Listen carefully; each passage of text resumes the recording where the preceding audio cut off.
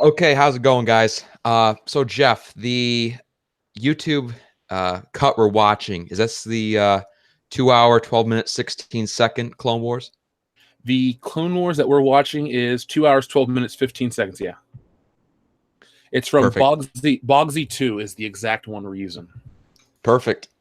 So, hey, folks, everyone that's watching tonight, welcome back to another stream here on World Class Bullshitters. I mean, I just left you guys like 90 minutes ago. So thank you to everyone that's back. Tonight, we're going to talk about the Clone Wars 2003, and we're going to talk about we're going to watch that, and we're going to talk about Star Wars Episode 9. So it was in the title of the video, and that's what we're going to do. So hello to everyone that is saying hi to me back. And Trent, do you have anything you'd like to say before we start this?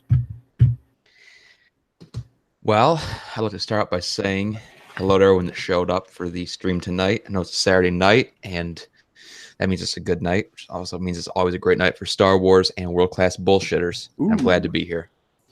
I'm glad to have you. I'm thinking about cracking open a beer or some Crown Royal or something and, kicking back and enjoying this. You know what? Sounds like a good plan. I might have to join you. Well, let's see. I got a Yingling Tallboy right there in the background. You can hear that clinking. Yep, clinking like 007 loading up his Walther. Now, I'm going to have you back on for your James Bond video where we can talk to you about your first experience with it, with the franchise as a whole. Oh, it's going good. I just saw Tomorrow Never Dies today. It used to be my favorite one for a while. It's good. Came out the year I was born, so it's got that nostalgia factor. I mean, we're not that much different in age, but still, you make me feel really old when you say that. So, folks, this is a watch party of something that's on YouTube. So get your timestamps queued up to 0 and press play right now. And we're starting. There we go. And there's the Star Wars logo. Yeah. You can hear the people marching in the background, tromping, or what's the word I'm looking for? I don't know, trenching through the snow is what it sounds like. Oh, there's Yoda.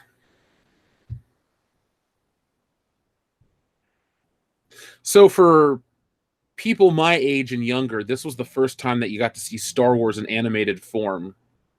There was the holiday special back in 1978, and then there was the Droids and Ewok show in the mid-'80s.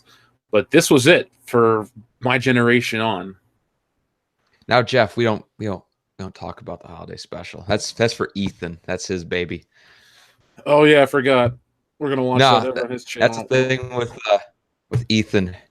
Most people hate Rose Tico. Most people hate the holiday special. What's he bringing on? A whole bunch of Tico and holiday special love. That's how he operates. He's an anti-hero. He's the hero we need but don't deserve. Anakin, Obi-Wan, they looked pretty good in the show. You could see the transition from episode 2 to this. You could see where they were going with it. Yeah, and there's a stylized version of Star Wars that had never been seen before, and it works. I think this opened up the gates for a lot of new interpretations of the Star Wars look. And like, people accept the Clone Wars. People accept this version of Clone Wars. People accept Rebels and other non-realistic styles for Star Wars. I think it's really cool that this had the look it did. No, and it was a really sharp look. 'Cause I remember being probably around 6 years old when this was out, and you'd see Samurai Jack on in the morning most of the time, at least for reruns. And of course, the animation looked very similar because it was the same guy. And that also sold it to a lot of people, I think. I remember catching these. They would tell you, like, hey, it's going to be on from this time to this time. And so I would just sit down and watch, blocks of it. Yeah, I forgot how many blocks did they release, because I just remember watching sparingly on Cartoon Network and getting the 2 DVDs. I don't remember. I was in high school when this was on. So, how high school is when you're first starting out. Generic edgelord. Have we started yet? So a timestamp. Yeah, we're at the 2-minute 30-second marker. Let me put that clock up for you guys.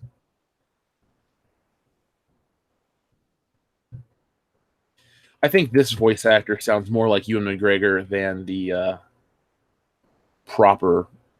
the guy from the Clone Wars itself, the actual show. Oh, hold on, I can't do the stopwatch now. It'll be behind. Oh shit. Okay, people have to Here's the interesting thing, Jeff. It's the same guy.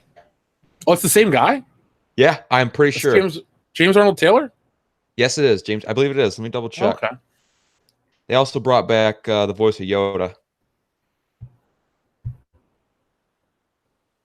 Yes, James Arnold Taylor. Okay. I just thought he did a better job here. Yeah, I guess the voice was a little bit younger. Even though this is stylized, that looks just like Natalie Portman. It does. They really nailed it with this in reality, just for the time and to pick off where episode 2 left. And there was a lot of hate coming out of that movie because of how boring it was. And everyone can go into that, but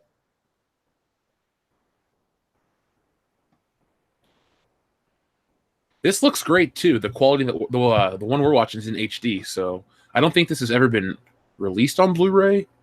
Oh no, I don't believe so. But I would buy this on Blu-ray. Now, this was the introduction of ARC Troopers, and that was huge for Star Wars fans. I remember that was a big thing, especially the guy in the red. Everyone loves Commander Fordo.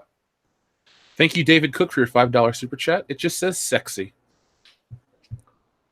Well, better than ugly. Thank you. Well, Trent, let me tell you my headspace, or where I was emotionally during the release of this show. I didn't like episode 1. I didn't like episode 2. I was more into comic books and wrestling and stuff. So I had seen this, but I didn't pick up on all the new introductions. I just said, oh, more Clone Troopers. Okay. And then that was about it. Now, the closer we got to episode 3's release, I really started to forgive Star Wars a lot more, especially around the time you got into it when the DVDs came out. Right. And that's when I kind of got back into Star Wars full force. That's been the last 14 years for me. Yeah, another thing, I remember, I think it was 2004, 2005, they had the toy line come out from this show. It was very select few. They were mainly statues, I don't think their legs even moved. But I remember picking up the first one the same night I picked up Battlefront 2 on the PS2. And I think it was Obi-Wan. I got a Sam Goodies. Oh, man, we don't have those anymore here. Nope. Just like, it was right next to a KB Toys. Oh, KB Toys. Coming back, supposedly. We're at the 5-minute, 20-second mark, folks. Now, this gunship right here, the Tiger Shark one, that was actually made into a toy in, 2006, I want to say? Because I have it. It's buried away somewhere. I never picked up a single clone figure, action figure, ship, or anything like that. Ah, Jeff, you're missing out. They were cool. I remember the realistic Clone Wars toys that they had back in 2004 or 5. Do you remember those? Yeah, I do. I think I have 1 or 2, but I never really put much thought into them because it was like I want something to look like the show. And even though they weren't really good action figures, the ones that made it look like the show were spot on. They were like the Clerks in action figures that came out around this time too. Have you ever seen those? I have not. Oh, I'll send you a link on Facebook later. They're just a series of action figures based off the Clerks cartoon that don't move. They're called in action figures. In action, love it. I remember this episode specifically. What's cool about the design work here too is it actually looks like the real world, like this planet they're on. It's just like I wait for them to crash and like Cecil turns around and goes, "What the fuck?" Yeah, I was thinking this reminds me of like he's going to his job on Wall Street, and he's like, "Oh, I better get out of here, get to a sailboat." Oh, poor Cecil. Yep, living on a boat. Eating bagels, drinking good liquor, rough life. Drinking a lot of ice. Another thing that's interesting to me about this show is how little dialogue there is at times. Yeah, it really does set almost on tension for an anime. Because let's be honest, it really wasn't a kid show. And I don't think Clone Wars 2008 and on was truly, I mean, it was a kid show, but it got very serious in the later seasons. This was straight up an animated movie, in my opinion, like an extension of episode 2. Well, that's the beauty of when George Lucas' kids had the merchandise and all that stuff, but it dealt with heavy shit. I mean, the Clone Wars from 2008 dealt with what it is to be a human in terms of the clone. Remember that clone that was disfigured or whatever, and he got to be a hero? Those are heavy themes for a kid's show. Those are themes that adults can understand. That's why Star Wars worked the way it did for so long because, yeah, kids got into it because they like the space and the explosions and all that. But as an adult, there are other themes that you can understand and appreciate more the older you get. And Lucas got that. Disney doesn't. Nope, try and make everything a little Mickey Mouse Funhouse cartoon, and it just does not work. But what does work, I think, in this 2003 Clone Wars is the clone troopers. Very little dialogue between them, and you can tell just the way these guys act. I mean, Fordo's a badass. I mean, I remember the one guy that stood out from the show to me was Dirge, who we're going to see later on, Grievous, Oh, yeah. and then Commander Fordo. Now, Dirge pretty was much the silent one the entire time. Was Dirge the one that the jouster? Yeah. Okay, that was cool. That was so cool.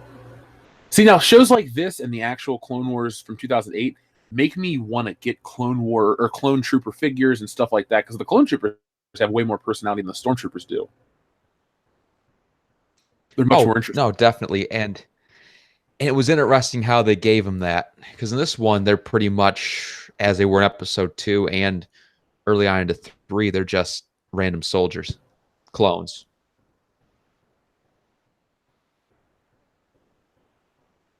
This is so stylized, but so cool.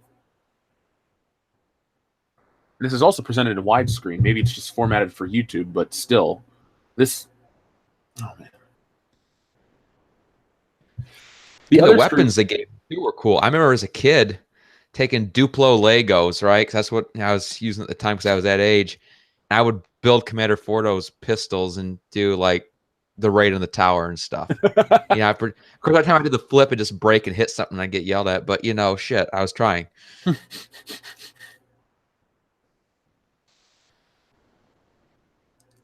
Now, I used to play the Clone Wars video game for the original Xbox quite a bit, and that was fun. I had it for the PS2. I think I got it in 2007, so I got it after the fact.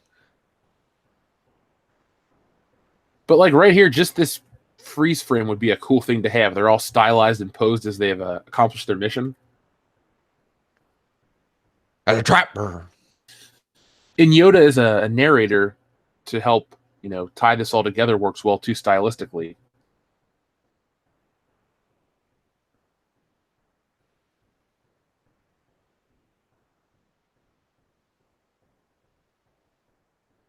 This is hard to watch and talk at the same time. I'm paying attention to it. That's the thing. Good evening to everyone that's rolling in. For those wondering, we're at the 10-minute, 35-second marker. So get yourself to 11 minutes and you'll be caught up in 20 seconds. Now, Jeff, do you remember? I know you probably weren't collecting too much in 2008, but in 2008, I think they did a Legacy Collection line that was exclusively from this TV series. Do you remember that one at all? I was collecting in 2008. I don't remember. Let me look it up while we're talking right now. Yeah, they actually started in the 2006 Saga line and ended, I think, with the 2008 Legacy. But they ended up making from this show in realistic form. They did Kit Fisto, as we can see here. 2 more that were made later on. Yoda, a Lancer droid, one of these Scuba Troopers, and then Scuba Steve? Scuba Steve, and then the Quarren and Mon Calamari soldiers, and I think a Padme. Well, and an Obi-Wan in clone gear. Yeah, they did a lot. I think it was like 8 figures from this TV show. Now, you said what year did it come out in? I think it was 2008, and then 2000. I think it was 2006, 2007, and 8. They had different ones that they trickled into the market. Mainly 08. Wow. There was an entire wave. It was just those. Generic Edgelord, thank you for your super chat. This series shows how amazing the Clone Wars multimedia project was. The books, the web series, and the games. You're right, dude. Shadows of the Empire worked. Clone Wars worked. You didn't need more Star Wars movies to keep Star Wars alive.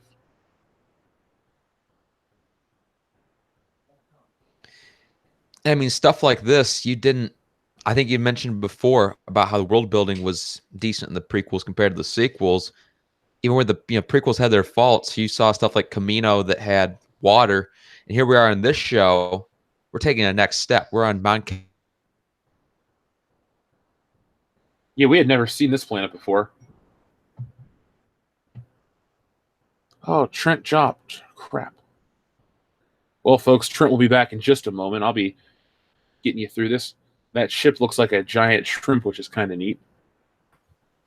But that's one thing I do enjoy about this show greatly is the fact that they bring so many new things to Star Wars, and it feels like Star Wars.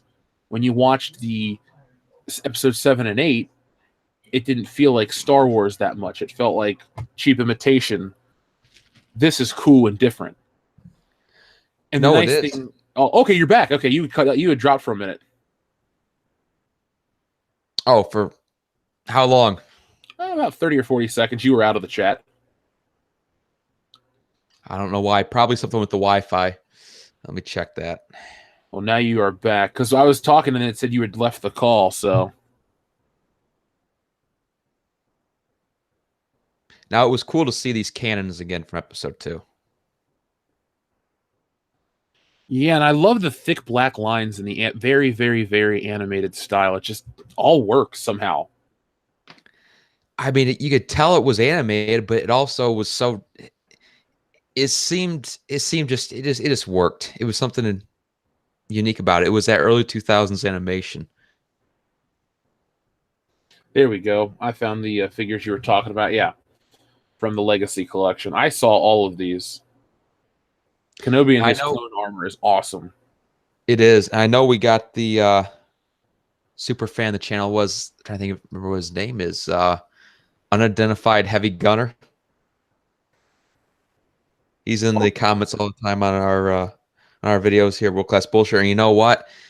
He is an action figure. I'm sure you're seeing it right now. The blue one? Yeah.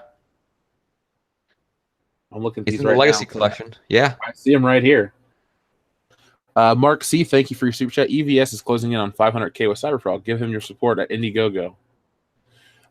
Thank you, Mark C. Yes, Ethan Van Skyver, congratulations. Yeah, Logan Michael, we're sticking through them, man. So here we got Dirge right here at the 15-minute marker.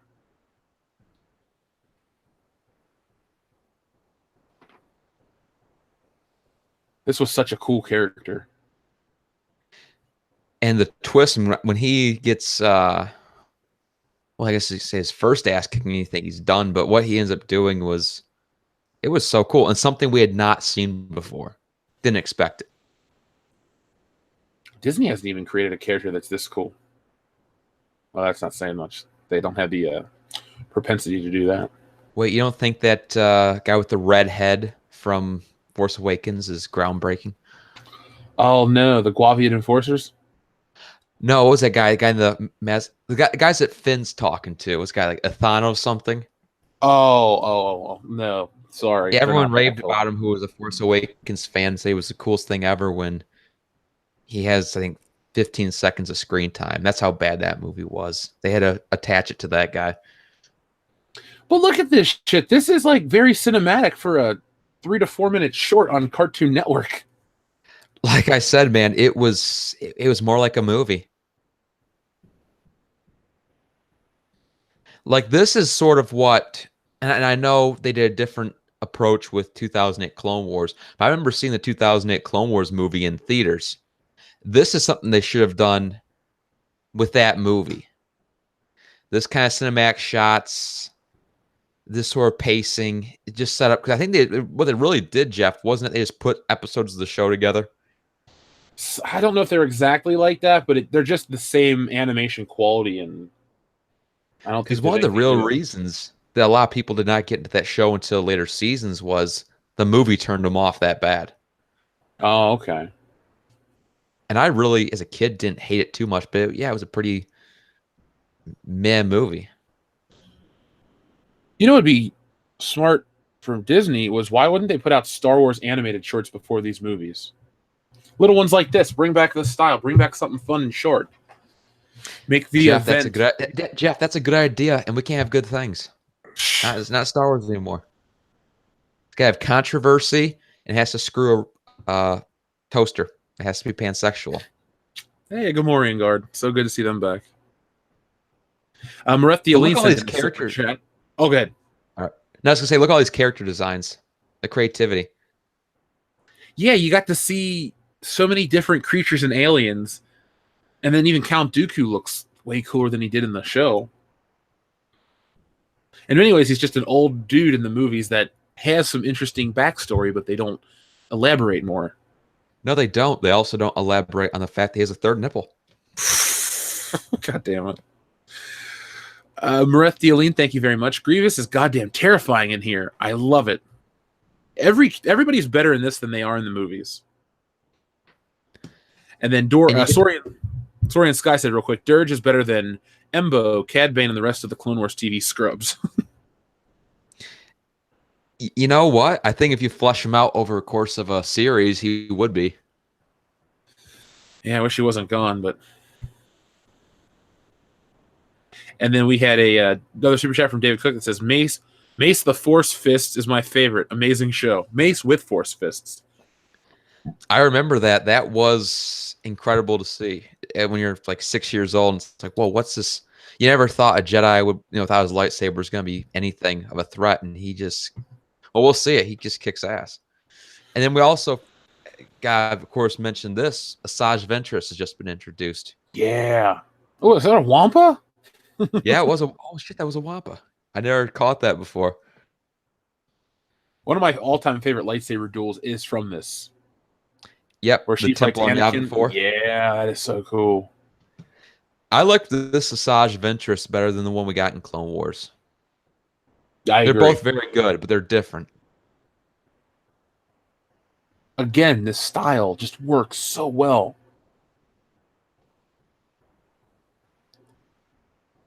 I think when we look back at the Lucasfilm of 2015 through now, it'll just be a bunch of bad creative decisions. It'll be remembered as the wrong people in power. It will definitely be the late 80s Roger Moore era equivalent of Star Wars. But I kind of like A View to a Kill. Because it's so hokey. Well, I don't know. I would say that I think, it has its charms, but it's I don't know. It has a Dr. Elsa Snyder in it. I'll give it that.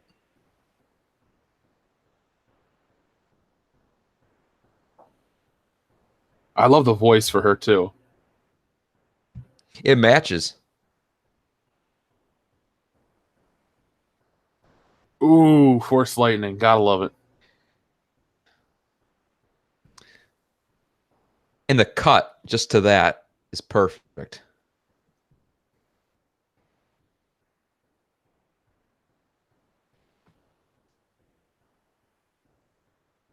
And look at the set designs. I don't see anyone looking. Just thinking.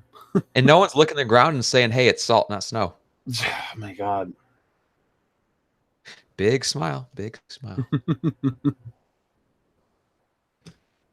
So this might be one of the first times we see the pointed lightsabers. Because before they were always rounded on the tips, but then when we get to episode 3, we actually do see pointed tips on the lightsabers. I never noticed that. Yeah, they used to be fully rounded like in the original ones, and then they have slight points to them later on.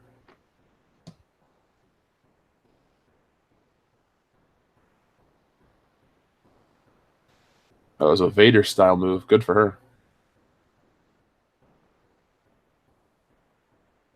Ooh. And the music was also good for this show. Yeah. Because in the first episode, they used stuff directly ripped from episode 2.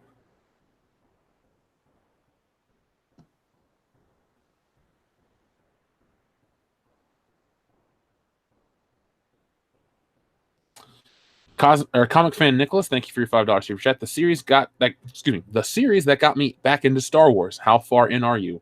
We're at the 22-minute marker on the dot, so get yourself to 22:05.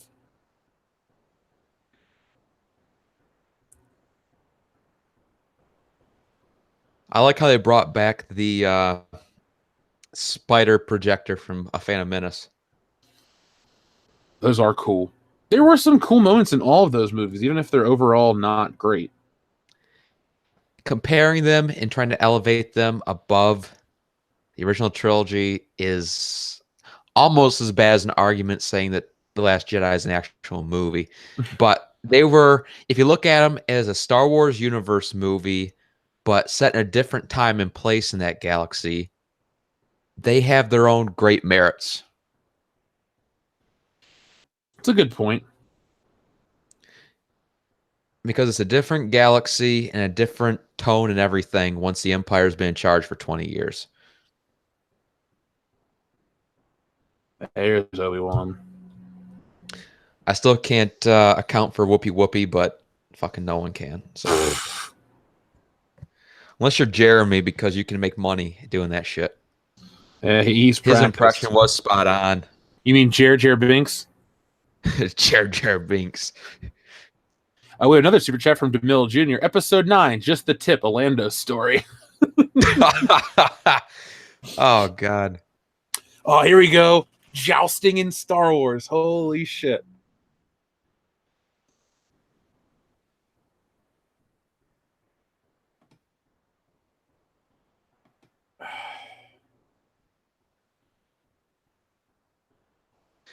Two things you would not expect to ever happen. Jousting in Star Wars. They looked at, said, you know what? Fuck it, put it in. And it works perfectly. It does. This is what I go on about in the Disney stuff, where I was like, I want something new that makes sense within the realm. I mean, this is war. This is all-out war. We've seen battles in Star Wars, but in the original trilogy, mostly space battles. We had the ground battle on Endor, and we had the ground battle on Hoth, but nothing like this kind of straight-up battle. We got to see a lot of isolated moments of our main heroes. In this, it's an all-out war. I wonder if the guy who made this, was it Tarkovsky? Yeah. I wonder if he watched. Yeah, I wonder if he was a big Mel Gibson fan. He watched The Patriot and just took the jousting scene out of that. You never know. But we do know that Mel Gibson's sons were better men.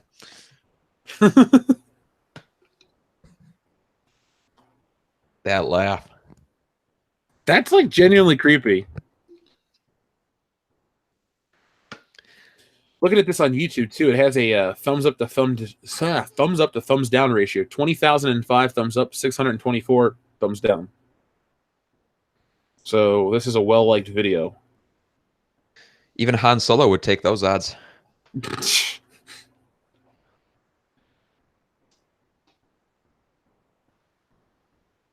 Oh.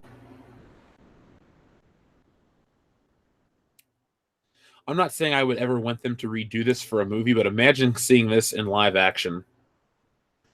This would be pretty cool, like to catch this for the first time like that too. No, it would be.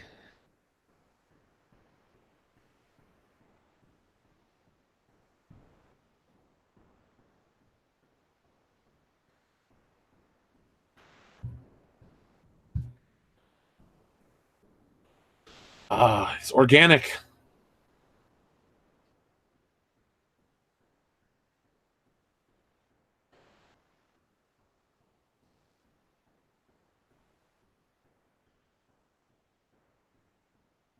Ooh. It's been so long since I've watched this. That's some Batman level shit right there. Obi-Wan breaks in, gets the banking clan guy by the collar. Where's her? Where's her? What are you saying? I don't speak the Force. We gotta get Ivan on that. He was on the stream earlier today. Yeah, what was that stream? I missed that. That was a Patreon request for a live watch party of some Star Wars fan films. And dude, it was fantastic. Ah, shit. I'll have to go back and watch that. Make sure you get your fan films queued up with it, though.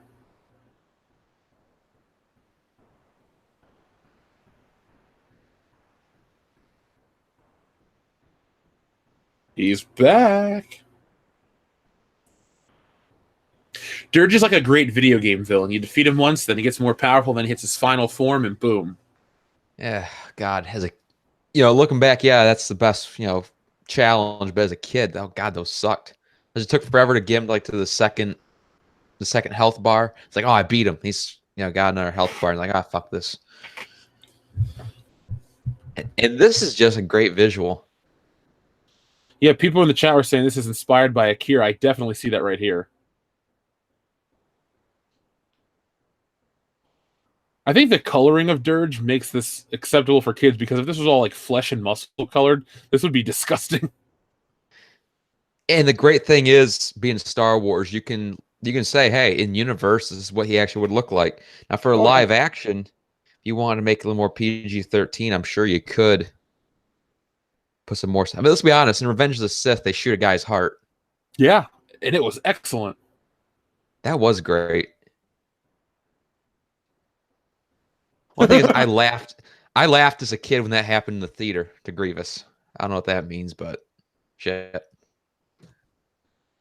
There's the Akira reference right there. That's exactly what happens to that guy. That's his name, Tetsuo or whatever.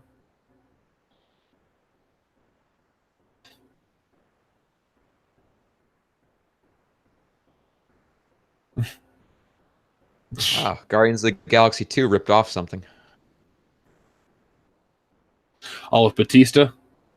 Yeah.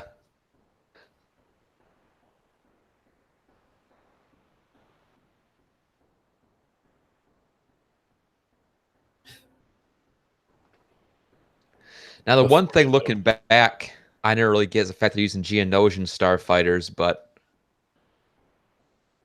it's a good tie back to episode 2.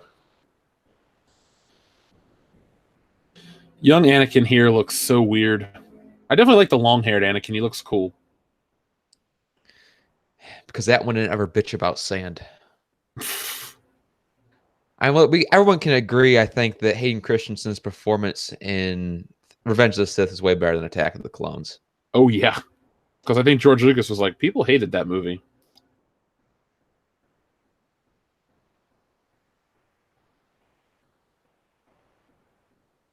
But, people do mention Clone Wars 2008, and they don't know some of the influence that this series had on it. We're seeing right there the V19 torrent.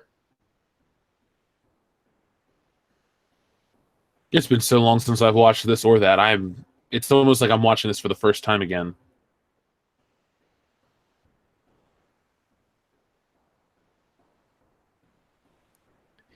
I remember that before The Last Jedi, I think it took me 2 days, but I watched everything Star Wars in order.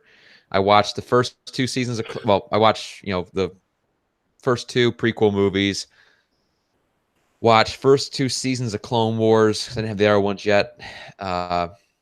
Watched these 2 back to back. Then we obviously went, Revenge of the Sith, Rogue One, original trilogy, even The Force Awakens, which was hard, but I watched everything in anticipation of what I thought might be a changing course for the better in episode 8. And then I saw it, and I found you guys. Like I said, it all paid off, but goddamn, I prepared to get shit on, but I prepared well. 007 Cloud, thank you for your super chat. I prefer animation over live action, but Spider-Man 1 and 2 are almost ideal when it comes to live action adaptations. Everything about those movies is ideal. Yeah, I could go back and watch those after this before I go to bed. I love Spider-Man 2, especially that damn train scene. I still remember seeing it in theaters. Same One of here. the best experiences. What were you, like 6 or 7? Yeah, about 7. Now this is a cooler moment. This is a cooler version of what happened in episode 1 when he kind of falls into the battle droid ship or whatever and gets stuck there. Yeah, the droid control ship. Racing. Imagine if we lived in a world where they jumped from episode 2 was basically what episode 1 was. He was already an adult. We start the Clone Wars. Then we have a whole Clone Wars film in episode 2, and then 3 is his fall. Now that would have been perfect. I never thought of that before. Because you give some sort of explanation in the beginning of the movie how he found the order and all that, but you start with episode 2. I like that. Obviously a better episode 2, but yeah, of course. The episode 2 we got was it had moments. But this duel in space right here, this is This is anticipation. This is suspense. I mean, no, he's not going to die, but the way they set it up, you don't know what's going to happen. You know what's messed up is there are people out there that would shit on this show and praise A Force for Destiny because it's got better coloring, but this is just it's got better animation. There's so much flow. The pacing's perfect. Wait, so they're judging by color? It's fucking Yeah, racist. yeah, I know, right? No, seriously, you cannot always judge on aesthetics. I mean, let's look at the current Star Wars game. Star Wars Battlefront 2 is out right now. I don't hate it, but I don't play it as much as I used to because of the fact that they've kind of abandoned it in most regards, and it's just not what it should be. Point in EA just sucks. But you look at the original Star Wars Battlefront 2, beloved game, great game. PS2 quality still. I mean, it doesn't look as good, but is it a better game? Of course it is, no doubt. I don't know. It's not because it's older that makes it better, but nowadays they're using flash and pizzazz to make you forget about the lacking stories. Oh, you mean the hyperspace jump through the First Order fleet? I know what you Yeah. mean.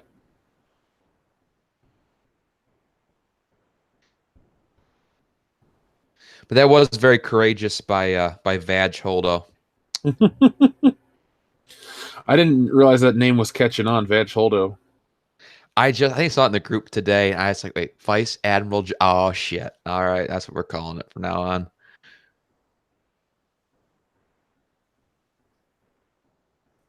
And Anakin Obi-Wan, this show, it kind of progresses.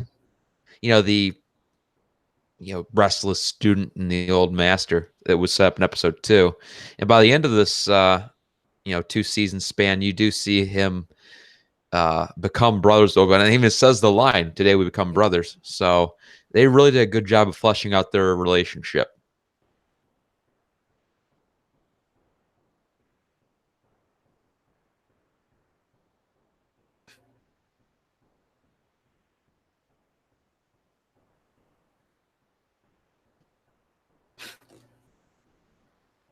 Do it, Anakin. Do it. Now he said, "Take a shit, Jeff."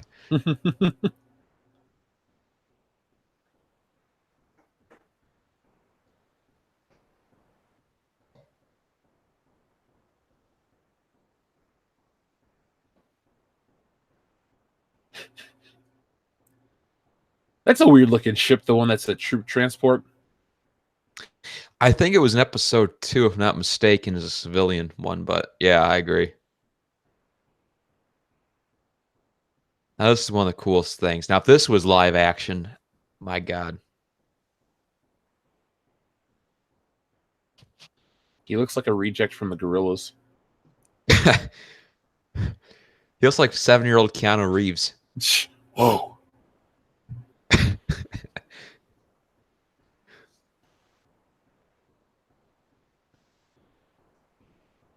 Did you ever like the battle droids, not the little ones, but the super battle droids, the blue ones? I did in Battlefront, so I was kicked ass. Now, I thought their design was interesting. I could see where, if you look closely, I mean, they still have the same head as a battle droid, it's just all encased in armor, and it works. There's that bad motherfucker.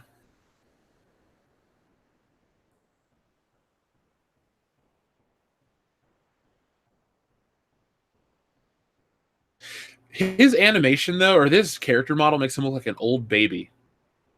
Just with the cheeks, and then there's the wrinkles on top of that. Yeah, I was gonna say they could have done a better job on him, his look, but the way that you see him just kick ass in this, they lit on episode 2, that he's no joke, but we'll see it later on. It's something to see. He's definitely power. It's like, why the fuck didn't you do that against the goddamn emperor? I mean, come on, you seriously got your ass kicked by an old man. He lets you win. Let's be honest. Just force punch his ass out a window. It'd been a lot simpler. Oh, I remember this. I'm pretty sure he had to fight this in the Clone Wars video game. Yeah, I think you're right. Being silent because it's silent. God, the scale of this thing is incredible. You broke the silence.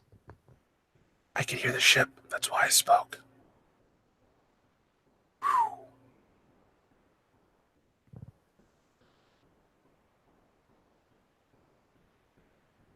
Wilhelm scream. I have that sound effect on my phone. Impressive. Most impressive. You son of a bitch, not to say that. I had a Darth Vader bank that used to say that. Oh my God. Yes. Okay, Jeff. You and me, we're gonna be good friends. Because as a kid, I had the same damn one in my room. And every time before going to bed or being put to bed at like 5 or 6, it'd always be either me doing it or a parent pressing that button, turning the lights off and closing the door, and it just being in the corner of the room doing its thing. It did like the what the cut was. It wasn't the exact line of dialogue, but it was like the breathing and then the impressive, most impressive, but you're not a Jedi yet. Yep. And then play the Imperial March. There was also a C-3PO and R2-D2 one, and then sadly there was a Don't say Jar Jar Jar Jar. Binks one. God, Because he would go, music called Jar Jar Binks, it's time for a little boogie, and then would play the Cantina theme. Damn, he was punching a droid apart. Jeff, I don't believe you. That can't be real. That's real? Well, The Jar Jar? find out. I'll send it to your house. You will not, because then you're going to lose a subscription. I don't want that anywhere near me. Oh my God. That Vader one, that was the coolest shit as a 6-year-old. Hell, it's so cool now. Yeah, I kind of want to get a new one. I got to put batteries in mine. It's tucked away somewhere, buried. Roger, Roger. Roger Moore. Roger Ebert. Roger Daltrey. God damn it. I can't think of any other Rogers. Roger Staubach. Roger Federer. God. I like the... Why am I forgetting the famous Rogers right now? Shit. No, this was... The acrobatic nature cool. of this is just so cool. I mean, he pretty much just took the thing apart. Yeah, and then he used the debris to destroy him like a weapon. Oh, man.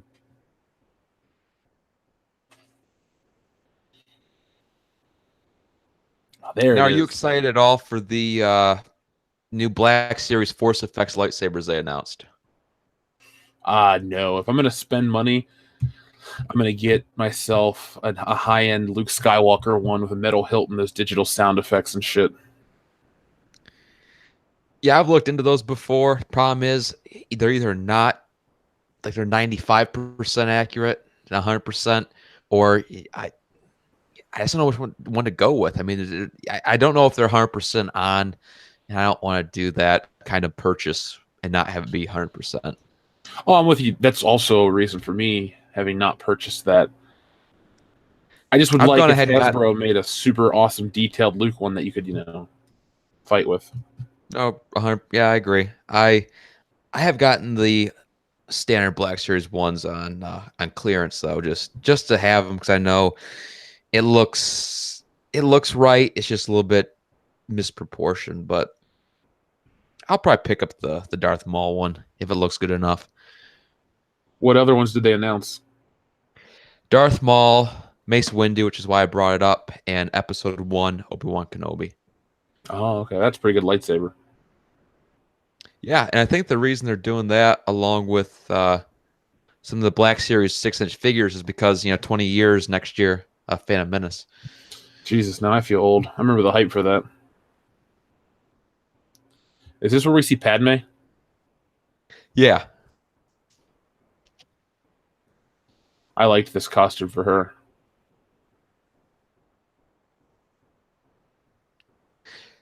Now, this was actually made into a battle pack, I think in the 30th anniversary line. Came with, I think it was 3PO, Padme, R2, and like 2 of those bomb droids. Sounds like a pretty good pack. It was one of the ones I had to go back and pick up. And I started collecting again. I made sure to get everything from this show. So probably the first thing I did. Wasn't that Barris Ophi is her name? Yeah. You know, Zaire makes a good point in the chat. Anyone notice that the new trilogy has only given us one new lightsaber design? Yeah, and they say in the probably some damn book somewhere. I think it's like an ancient design they brought back, but and it's not even practical. It doesn't make any damn sense. But nothing with the sequel trilogy does. So maybe they just outdid themselves, Jeff. They had one in the tank, and they splooged it out there for us. We have a very generous super chat from our friend the Healthy Man, long time listener. He says, "I'm going to USMC boot camp in a week. I'm probably not going to make it back. I will miss your juicy channel. If I make it back, I'll become a patron. I promise. Wish me luck. Stay healthy, my friend." Well, I'm hoping that you make it back 100%. Not even for the patronage, just because I don't want you to die, man. But in all honesty, good luck. I don't know exactly what you're going to go through, but I think you can do it. We're Facebook friends, so I've seen the life you lead. So you're gonna make it, man. And when you come back to the channel, we'll announce to everybody that you survived. But you stay healthy, and don't you forget World Class Bullshitters and how much you love Tobey Maguire Spider-Man. And Healthy Man, just want to go ahead and say thank you for your impending service. You're gonna do just fine, and we'll be seeing you in the chat soon. And if Joel can make it, anybody can. No, Joel couldn't make it. We used to joke and say Joel is a Navy SEAL. But God damn it, Dion. Did Dion bring up that joke? No, he just sent me a message. It threw me off my train of thought. Now this was cool seeing the different crystals in the temple. It was.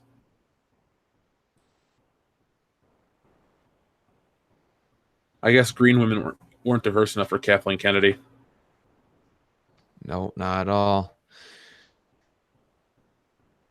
She wasn't comfortable with them. They don't look enough like her. Padme's ship. Oh, yeah, that's cool. But have you ever noticed how the main leading women in Star Wars, at least nowadays, they all are white brunettes? Yeah, they all look the same. They're all kind of Rey, thin. Jin, Qi'ra, they all look the same. That's not Captain Panaka. That was Captain Typho's his name or something. Yeah, Typho. Don't know what happened to Panaka. I mean, he did help liberate Naboo. He must have had some sexual harassment claims made against him, and he got fired prematurely. He bit the bullet or the blaster. Yeah, he was a victim of Space Me Too, Spee 2. All right, Kendo.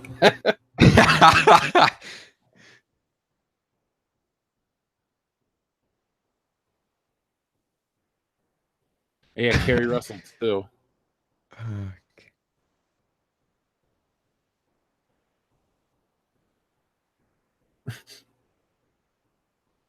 Well, they nailed C-3PO, right? He's still whiny.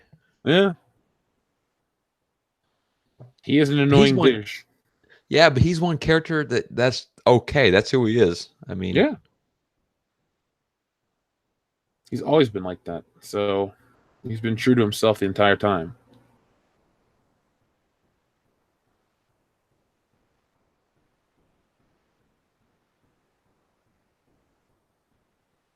Nope, C-3PO is like Brennan and Step Brothers. You gotta let me be who I'm gonna be. Or you know what? That's a mistake. I think that's actually the other guys. That's Will Ferrell and the other guys. But no, actually, I can tie it back to Step Brothers because Doe back at the Great Catalina Wine Mixer was tired of the way they were pretending to be other people and how he should never give up his dream of being a dinosaur. Yeah, that makes no sense. That's impossible. You'd never be a T-Rex. Do you think Yoda using a lightsaber diminished his character? Who the hell said that? Was it a communist? It's probably communist, wasn't it? They're always trying to screw us up. Red Letter Media said that. Okay, well, Jeff, there you go. Red Letter Media. Oh, okay. Red communism. I mean, come on, it's right there. Let's see what you said there, dude. No, I believe I'd heard that before too. With some of the episode 2 hate, one thing people said was him using a lightsaber diminished him. Okay, Yoda's a Jedi master. What is the weapon of the Jedi Knight? A lightsaber. You have no argument. Zaire sent in a super chat. Thank you. That's what I've been saying. White women hero, dark skinned guy traitor, racially ambiguous pilot guy. Those are the 3 main character types now. He's not wrong. No, I mean it really is literally like Jeff that they went in Disney and they just took a list and they start checking boxes when they do casting, and it's not anywhere related to quality of character or quality of actor or actress. They just go for the diversity check marks and that's it, really. Do something cool on screen and let us forget what color the people are. We're not really worried about that. We just want cool characters. Yeah. I mean, anyone care that Axel Foley is black? No, he's a badass and he's cool, wisecracking detective. He's the only person that brings that to people's attention. He goes, how can a black man, dressed like myself, just march back here into the bonded area? Without anyone asking any questions. I think if I was a character in this cartoon, I'd look like Captain Typho. There's my Star Wars representation. Kathleen Kennedy can sleep easy tonight knowing that even something she had no part of, because it has Star Wars on it, and you found some representation, she can sleep in peace. Yeah, she can go fuck herself too. She could be right now. It's getting late in the West Coast. Well, yeah, it's 6:56. She's probably just getting back from dinner. With Pat Bateman, right? If only. They're gonna listen to some Whitney Houston or some Phil Collins. I can't wait till we do that watch party. Oh, that'll be awesome. That will be awesome. We should have Cecil like coming at the very end to see if he ran any Pat Batemans in his time in New York.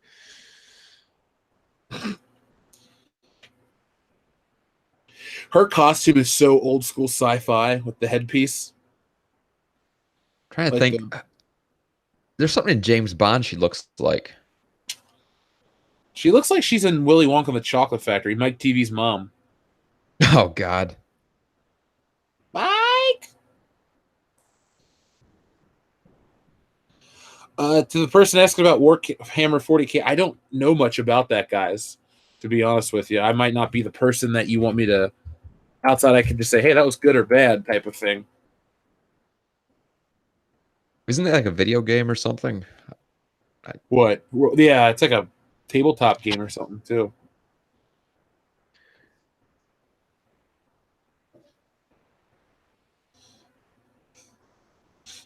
Fucking C3, yeah. This entire scene, 3PO, just reminds me of Randy from A Christmas Story. Ralphie, I can't get up. I can't get up. Padme.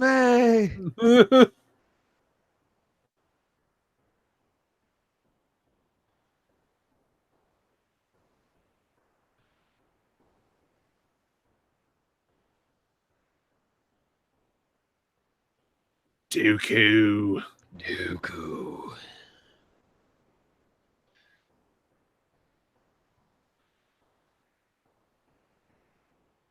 No, Yoda's wrong. It's not Dooku. That's Scaramanga.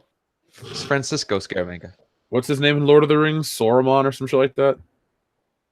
Yeah, Saruman, or the hell his name was. Is this Yavin 4 now? I believe so. Yep, there it is. We're going back for Star Wars Episode 9. Yay. Whoa, what? Yeah, they're going back to Yavin. That was the rumor. I talked about it on Good Morning Pop Culture the other morning. Shit, I guess I missed it. It's okay. Was I it the talk about a lot of beginning? I stuff. think I jumped in around 8 o'clock. Well, I honestly don't remember, dude. I do so much content now. It's just like I know I said this day. Here's a digital recording of it, and I stick by what I said. Yeah, one thing I saw was when they announced the cast, Mark Hamill, no surprise, and then Carrie Fisher using unused footage. That's not going to end well. They're so focused on we got to honor her legacy. She's fucking dead. You should have killed her in the last movie. It made the most sense. Everybody that loves her would be fine with Princess Leia being killed off because she died in real life.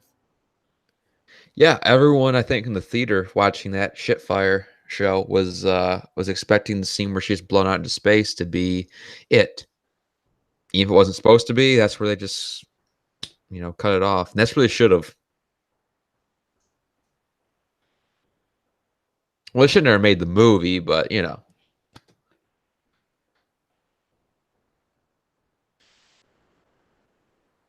wouldn't this mind. scene was Okay, so no, no, this scene as a kid was so damn surreal. But I love it. I was about to say I wish they would try to do something like this in a movie. It's fairly quiet. It's just got some ambient background noise, and then shit happens through the Force. And it's brutal. Yeah.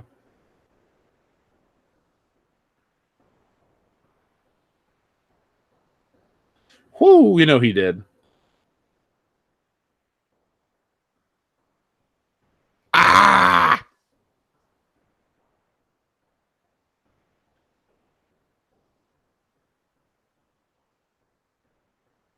It was a rough night. He had too many drinks.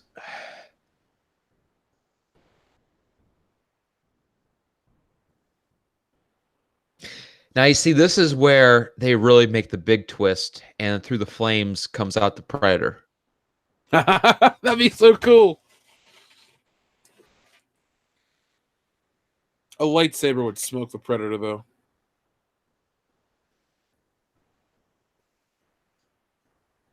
You see Anakin looking for Ventress in the trees, and then you just see like covered in mud, buried at the base of a trunk is Schwarzenegger.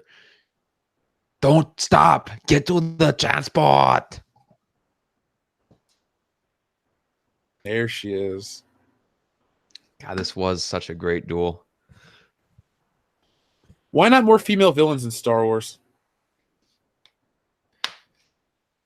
Zaire said a super chat. Does anyone remember when they said they wouldn't digitally put her in the movie after her death? Oh, I remember. Guys, I got a video coming out on Monday where I'm going to be talking about this. That's what I'm going to spend my Sunday doing is working on the video. And I'll be talking about stuff like that. Jeff Zayer, guys, it's not digitally, it's unused footage. They're going to have to digitally alter her goddamn costume, though. Exactly. Hey, by the way, Zaire, if you're over on the Facebook page, if you have a chance or anybody does that wants to help me out, could you guys send me an article so I could quote that in the video so I don't have to go looking for it? If not, that's cool. I'll still find it. But if anybody could help me out, I'd really appreciate it. I mean, Jeff, let's be honest. How do we know it's truly unused footage? We've never seen it. Yeah. I mean, they could just rip dialogue from The Force Awakens and Last Jedi and put it on something they CGI. I mean, if it looks like shit, we'll all know, but I just don't trust Disney at all anymore, so conspiracy theories abound.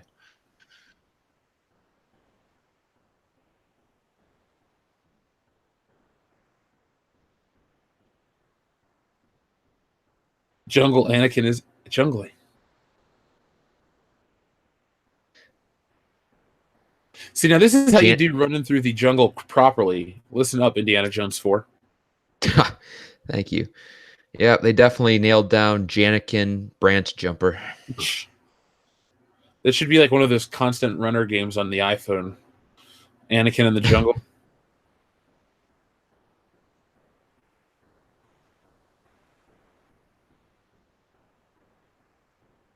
In the lightsabers, it sounds almost like how they do in the original trilogy. Yeah, they had a lot of those sound effects down perfect right away. Lightsaber, Vader's breathing, R2-D2, all that stuff.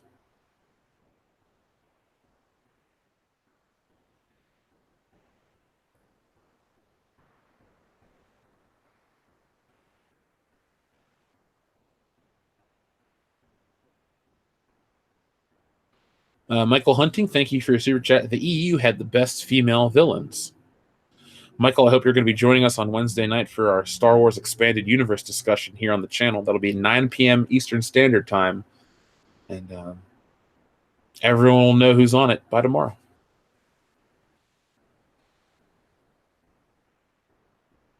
Even the stare down is cool. It's effective. Yeah, Sounds the like they're just rain kind on of the lightsabers. sizing each other up and just taking in the natural world, the storm. It's probably some kind of force thing going on here. We just can't see.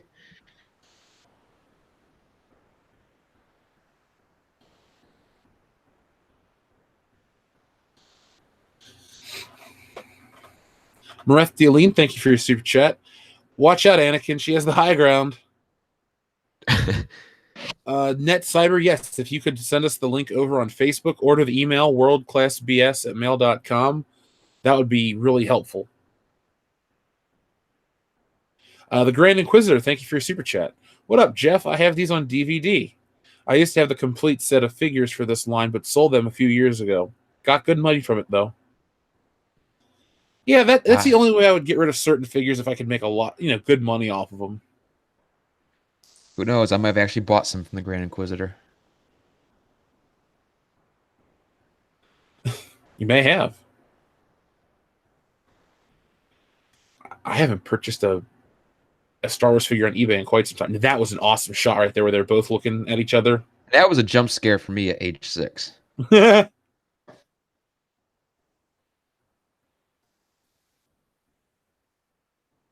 I know I said it before, but I'll say it again. This expands Star Wars to something new. It doesn't save Episode 2, but it saves what Lucas was trying to do with the Clone War era. Like, this is also well done. Especially when you get to the 08 Series 2, it builds up even further. But this was a nice test. He was testing the water to see what he could do and expand it in a certain way. And I think this is done incredibly well. I won't say masterfully, because I don't want to overinflate it, but I mean, it's damn near close. No, I mean a galaxy-spanning conflict with Jedi, Sith, and armies and a whole bunch of other shit. I mean, that just sounds like a great idea. Because it is. You just got to do it right. And look at that right there, that silhouette shot of them fighting. That was so fucking cool. Now this is where it becomes great. Just the look, like he's tapping into the dark side. And here's the Duel of Fates.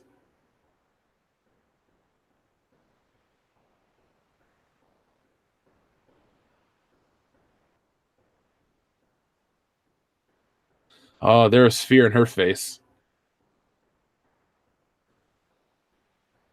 Episode 6 callback. Oh, there's Qui-Gon.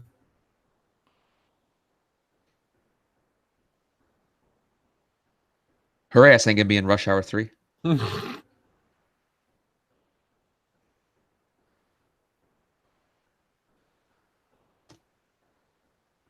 That was awesome. That's why it's one of my favorite lightsaber duels overall. That's me after I set a PR on a lift.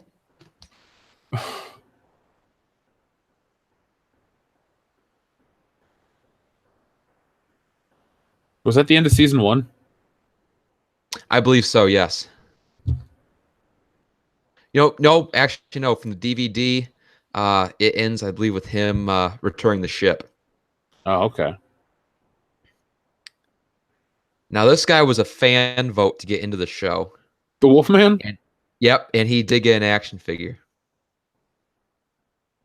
And it's sold, unlike Jyn Erso or Cassian Andor or Rose Tico. Oh, it's like a $30 figure.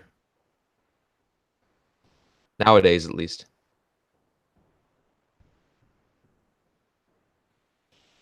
Yes, Griffin Turbo, we are watching the 2003 2D animation. 6 Turning 4 Burning, thank you for your super chat. When Fisher died, Lucasfilm said they wouldn't use any footage she shot that wasn't released or CGI her. Going back on their word is no surprise. Maybe they're just really, really, really wanting people to be like, oh my god, I'll come back one last time for Carrie Fisher. We're going to have rumors of Harrison Ford being on set, I'm sure.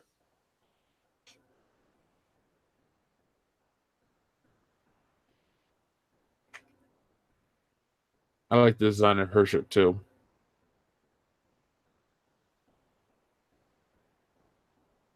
Thank you, Zaire. I tweeted you the link from StarWars.com about not using Carrie Fisher. Again, thank you for your super chat. I will be pulling that up right now, and thank you for helping me out, man. I appreciate that. Yeah, check our Twitter. You can talk about what's going on screen, Trent. Well, we got Obi-Wan Kenobi scolding Anakin for being irresponsible.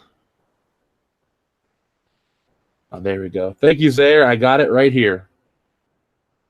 And here we lead into the probably the best introduction of any character in this show.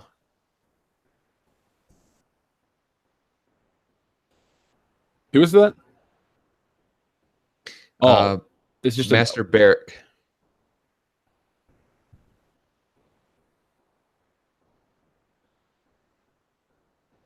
This is where shit gets real. Yeah.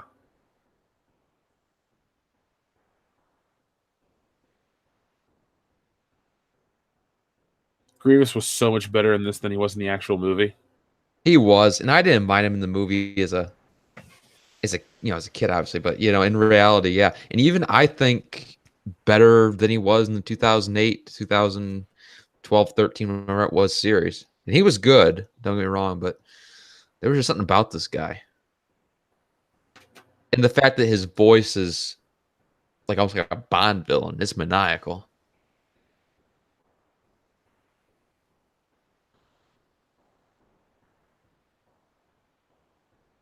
Ki-Adi-Mundi.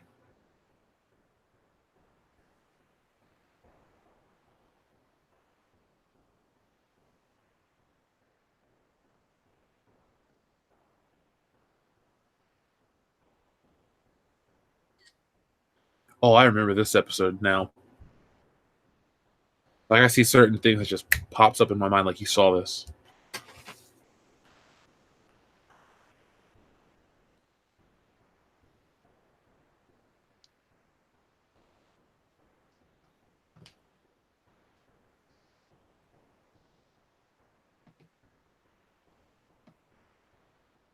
Joel loves Ayla Secure. That's his favorite character. We all know why. Yeah, he likes blue women. Busty blue women. Mareth Dialine sent in a super chat. Thank you very much, Mareth Dialine. Awesome. Goddamn General Grievous. It's about to get good.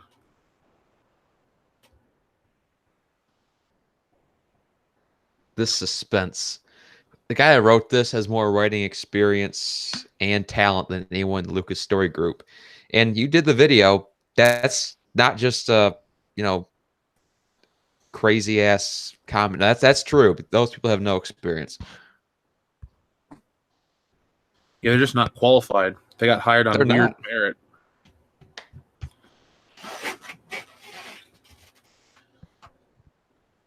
For those asking, we're at the 1 hour, 6 minute marker. We're at Ki-Adi-Mundi and General Grievous is about to appear. We have the link to the video in the description, guys. So if you don't have the DVD, you could just watch it here on YouTube like I'm doing right now.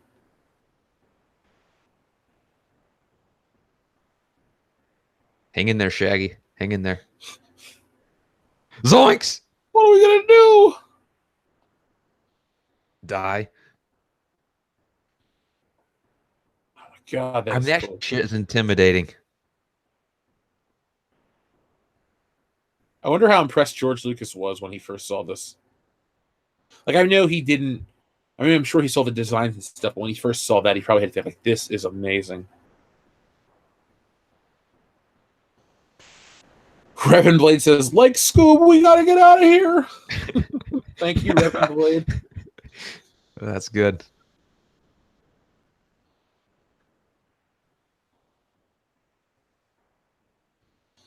See, that's one thing the Disney Group fails to do. When they introduce intimidating villains like this, and then when your hero defeats them, it makes your hero that much more interesting. Because or the counterpoint of that, it makes your villain that more least interesting. Because like Kylo Ren gets beat in the first movie, he's no longer really. But he was never built up to be. I mean, this dude took out one dude by landing on him. He's going to wipe out a bunch of Jedi here. Look at that shit.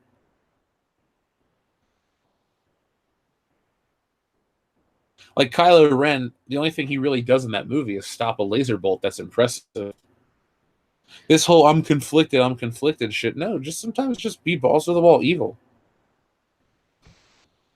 This wasn't a fight. This was an execution. You're damn right. I was trying to think what I can compare this to. I mean, this is almost like there has not been a scene in Star Wars like this until Vader versus the Rebel Troopers in Rogue One, but that was still against troopers. This is against Jedi. Ooh, that eye is scary.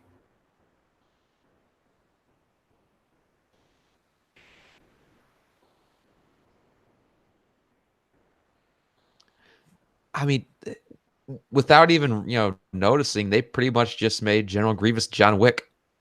Very true.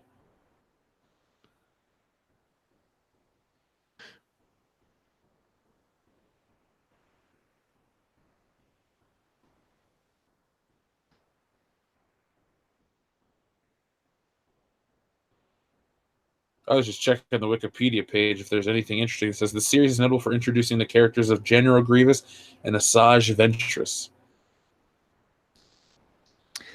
And they forgot to mention Commander Cody.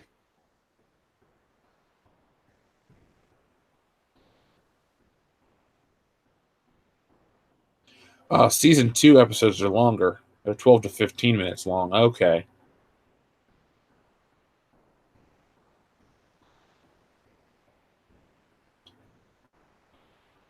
Yeah, I think this has to be season 2 because the animation jumped. Wow, that's a lot brighter. Have you noticed? Yeah. The quality And of this is great.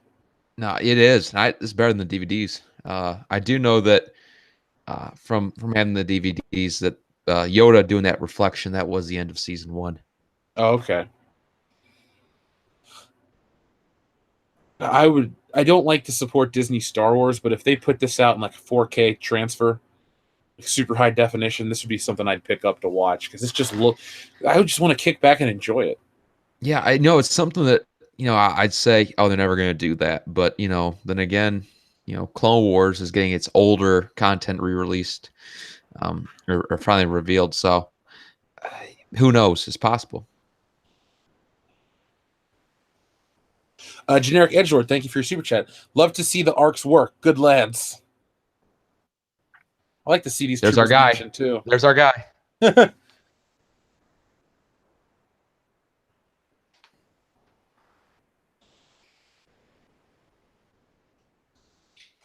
actually ended up making a battle pack of this thing around the same time, 06, 07.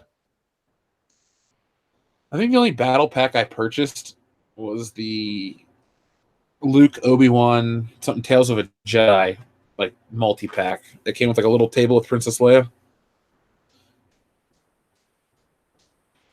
Oh, Resurgence of the Jedi. Yep, that one. Yeah, I bought that. That's a great figure set.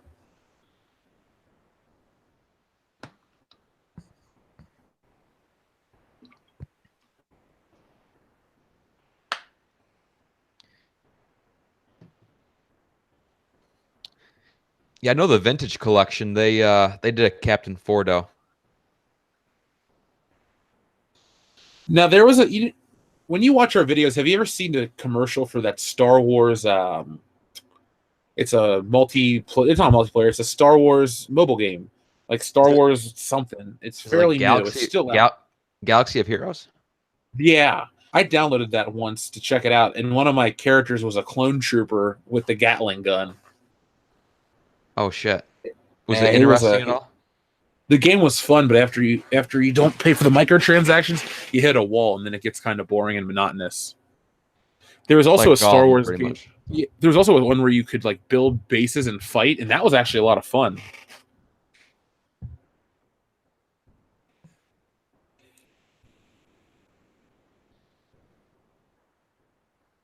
I'm still holding out for Force Unleashed 3.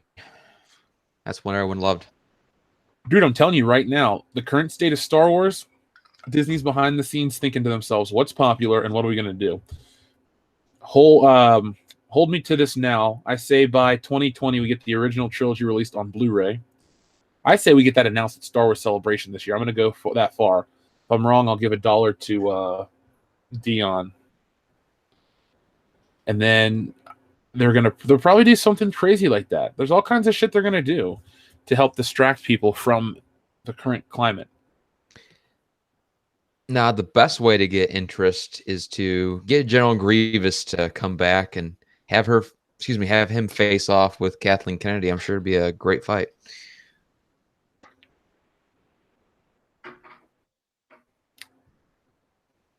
He looks even cooler with the ripped cape.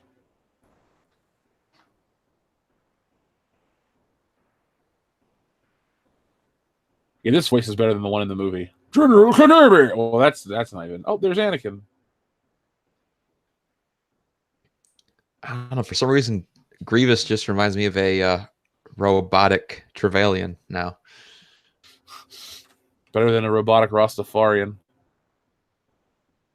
I'm trying to think who was Rastafarian. I'm trying to remember.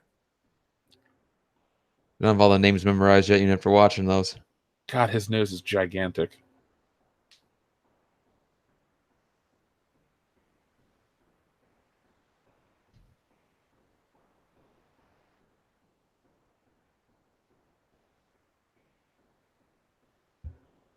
Trust in the Force as I did. I'm dead, but still trust in the Force. Don't fail me.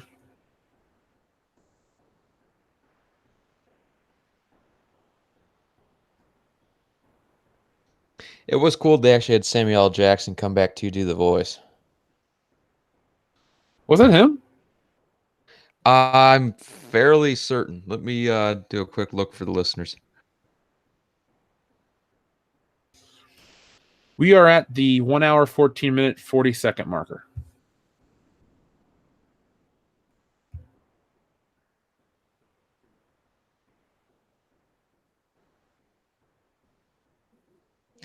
Yeah, I'm mistaken. It's a guy by the name of Terrence T.C. Carson.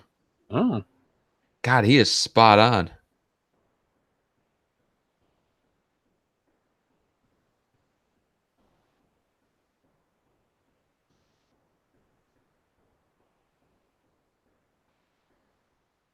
Yeah, I mean, that's how Obi-Wan passed his Jedi trials by defeating Darth Maul. Yeah. Or at least he thought he did.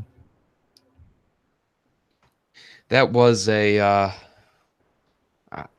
in reality, I think it was a reach to bring him back. I'm glad they did, because he was a cool character. He should never have been killed off, but God, that's a reach. I think he should. Excuse me. I think he should just stuck around until Revenge of the Sith, and that should have been Anakin's, Count Dooku moment. Yeah, and that's, I think, something that leads me to believe the whole theory of the villains that they face being a foreshadowing of Anakin. The pissed off Sith Maul, the fallen Jedi Dooku, and the cyborg Grievous. Because just based on merits, you keep Maul throughout. But if you want to do that sort of foreshadowing, then you gotta kill him off, at least initially. The one thing I will say is you get rid of 3 either good to pretty good villains in the prequels, and then you got one guy that you can't get rid of in the new movies. We had a super chat from 6 Turning 4 Burning. Says, you know what they call a quarter pounder with cheese on Tatooine? I don't, 6 Turning 4 Burning. Bantha Poodoo? That's my guess off the top of my head. Aranto with Utini. Sounds like a foreign condiment.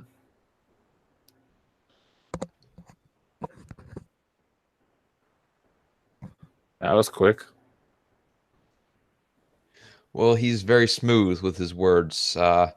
Even James Bond is not as good as Anakin Skywalker. I mean, who can forget such classic lines as, I hate sand, it's coarse and gets everywhere. Plus, James Bond hasn't lost all of his limbs. Nope.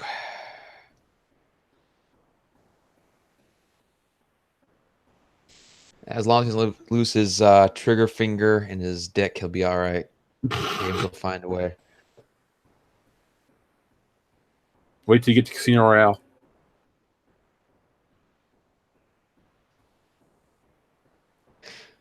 Her eyes are so Survive giant. with one. He can survive. He can survive with one fake nut. He'll be all right. Well, wait till you watch that movie and listen or see what happens to his balls. Oh shit! Don't. God. How bad are the Craig Bond movies? I'll tell you just a second. 624 Burning, thank you for your super chat again. Hey, check out the big cyber brain on Jeff. Thank you very much. By the way, folks, we're at the 1 hour, 18 minute, 30-second mark, roughly.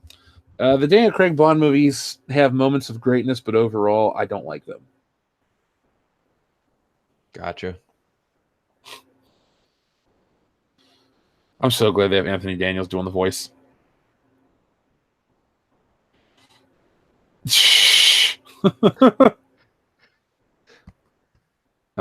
And Lando Calrissian says, "Oh, what have we here? He's got a chub."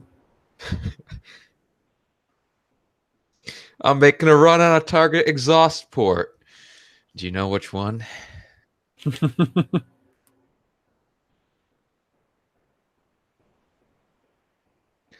Would you get out of here, you old pirate, so I can fuck this droid? Thank you for your super chat. 6 turning 4 burning. Nice big red one reference. Nice.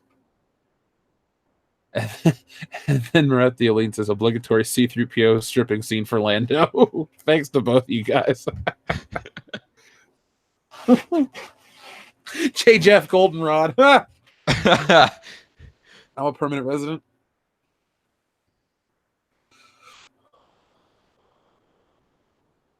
Obi-Wan looks very tired in the redesign, or in the second season.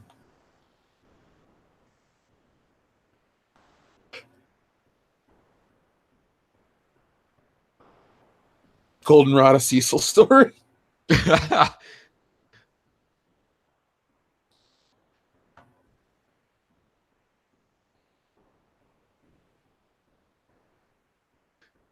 Turgid for pie, an Ethan Van Sciver story. I think we're all a little turgid for pie, if you know what I mean. Gotcha. This is damn cool right here. This is cool. Little moments like this that you couldn't put in the movie because they wouldn't make sense narratively speaking.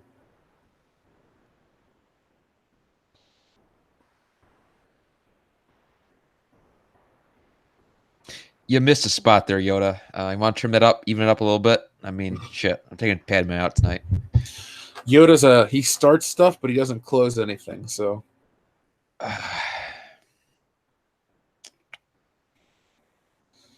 Aww. That was a good moment in episode 3 when she had that necklace on that he gave her when she dies. Yeah. So, do people know that Anakin killed her? Essentially, or do you think that's just something that only Obi-Wan knows? I assume that it's only something that Obi-Wan knows, but there's a theory out there that it really was not Anakin that killed her. Have you ever heard that? She just had a broken heart. No, that was no. But you know how look at this guy. Shit. I'll tell you after this guy's dialogue because it's hilarious.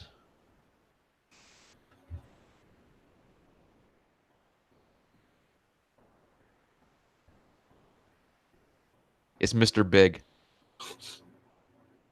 Names for tombstones, baby.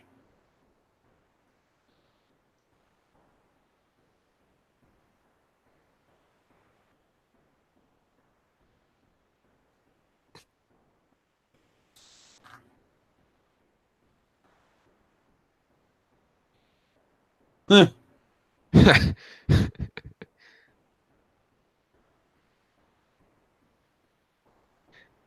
And now we're into episode 3 era. Yep.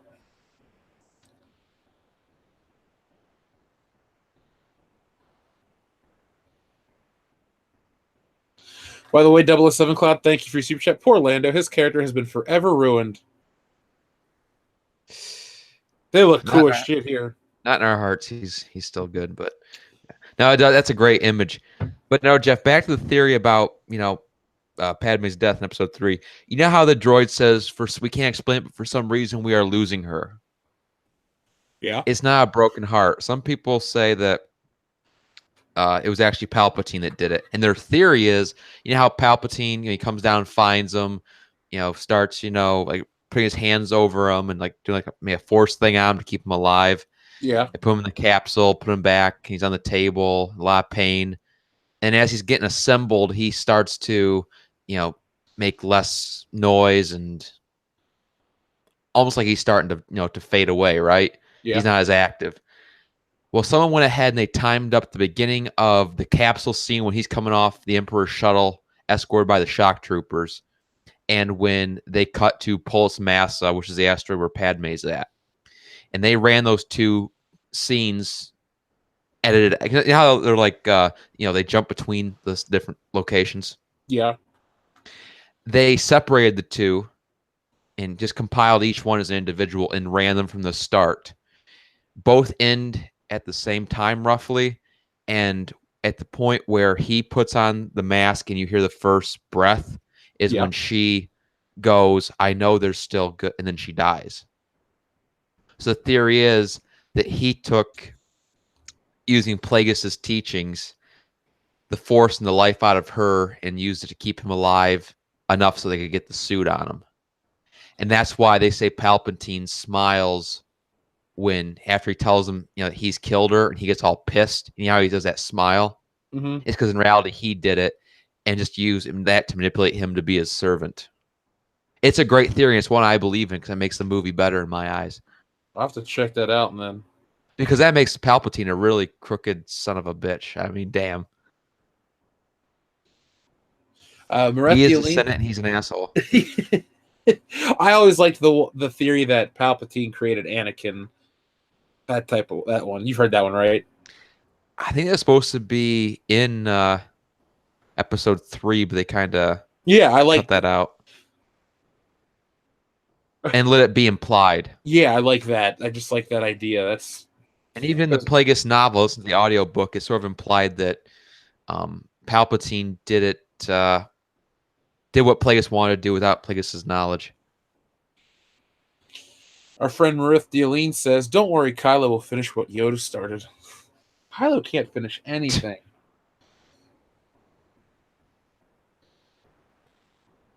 Kylo cannot finish dressing. Let's be honest. I mean, he's too busy getting swole. And by the way, thank you to 6 turning 4 burning. I like that theory too. Glad I'm not alone. Or if you're talking about Trents, I like Trents as well. I think both of those are pretty legit. See, now those are the types of fan theories that make me want to rewatch these movies. It may be implied in the book or even through Lucas, but I'm pretty sure most people view it that way. It's kind of like the ending of American Psycho, which we're going to watch here in the next few weeks. It's sort of ambiguous, where you can kind of make cases, for both. But I mean, let's be honest: if Anakin really kills Padme, then wouldn't she just been dead when Obi-Wan comes back? Yeah, instantly. I mean, she wakes up and she's not feeling great, but she's just back and she's resting. And they get her to have the children, and she goes from resting to in a medical emergency. What else is going on? Anakin getting picked up by the Emperor, so that makes sense. And the Emperor knows that if Padme's dead and Anakin feels responsible, he'll be so pissed and heartbroken. He's not going to have a family. He's not going to go look for that family. He's gonna be nothing but hate, and he's at that point even more the Emperor's pawn. Ah, the jetpacks.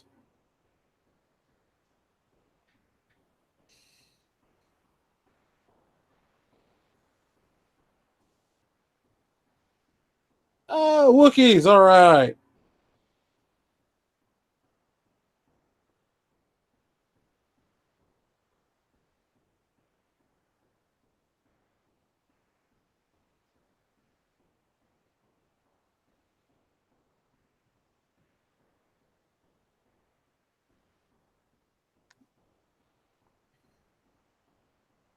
This whole montage come up is very cool. Shows how the war's been spreading.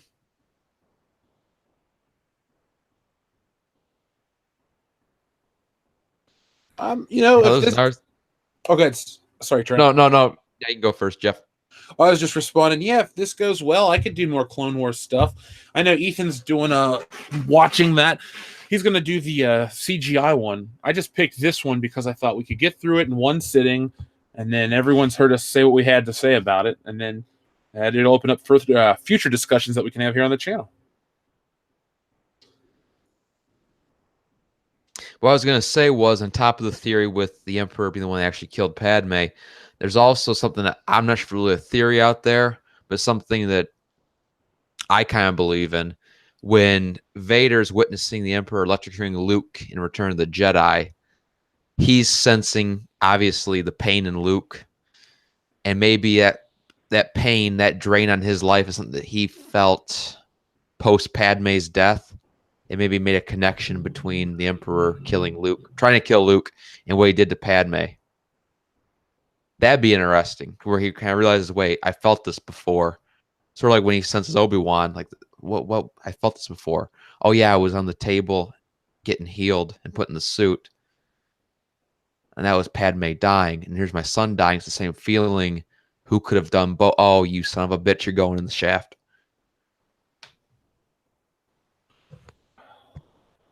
Guys, like this, man, Grievous looks cool here. No, he does.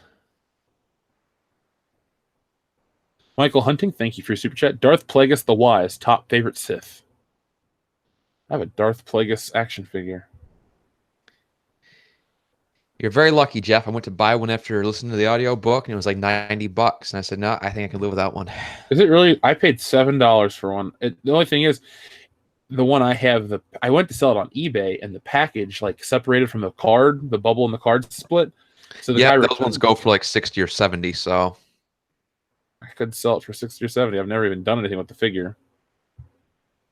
you could send it to me. When's your birthday? September 23rd. Oh, okay, maybe. If you're good and do all your homework, I might. God, you sound like my mother. God, look at this Sideburns. And that's when you say, I thought you were my mother. That's a Saving Private Ryan reference. I've never seen that whole movie. It's from the beginning. It's on the beach. Oh, well. I apologize. Now, one thing, Jeff, I think came up on a Good Morning Pop Culture that I thought was a good idea was something with some of the veterans who are in the Patreon. Oh, yeah. That, do a thing and discuss favorite war movies amongst everyone in the bullshitters. Say that again. Sorry, it cut out. Oh, sorry. A Patreon hangout with all the veteran patrons and just discussing with you and the other bullshitters some of the best war movies. Oh yeah, we're gonna have them on fairly soon. Actually, I want to make sure that I can get Joel on with us because Joel's a veteran.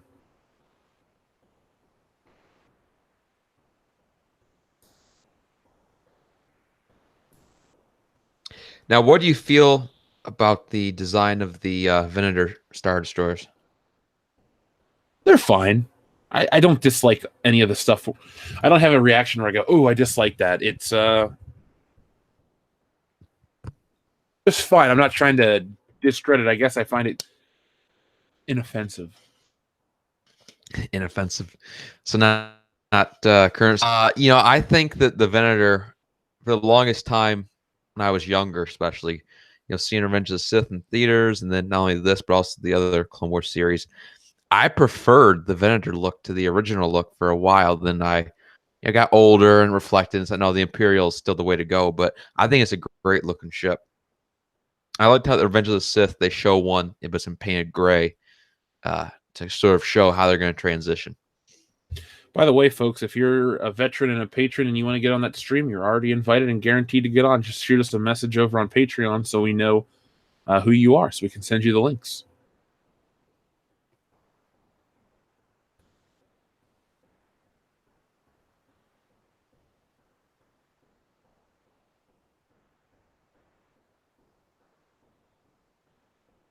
And that's when Jar Jar pops out.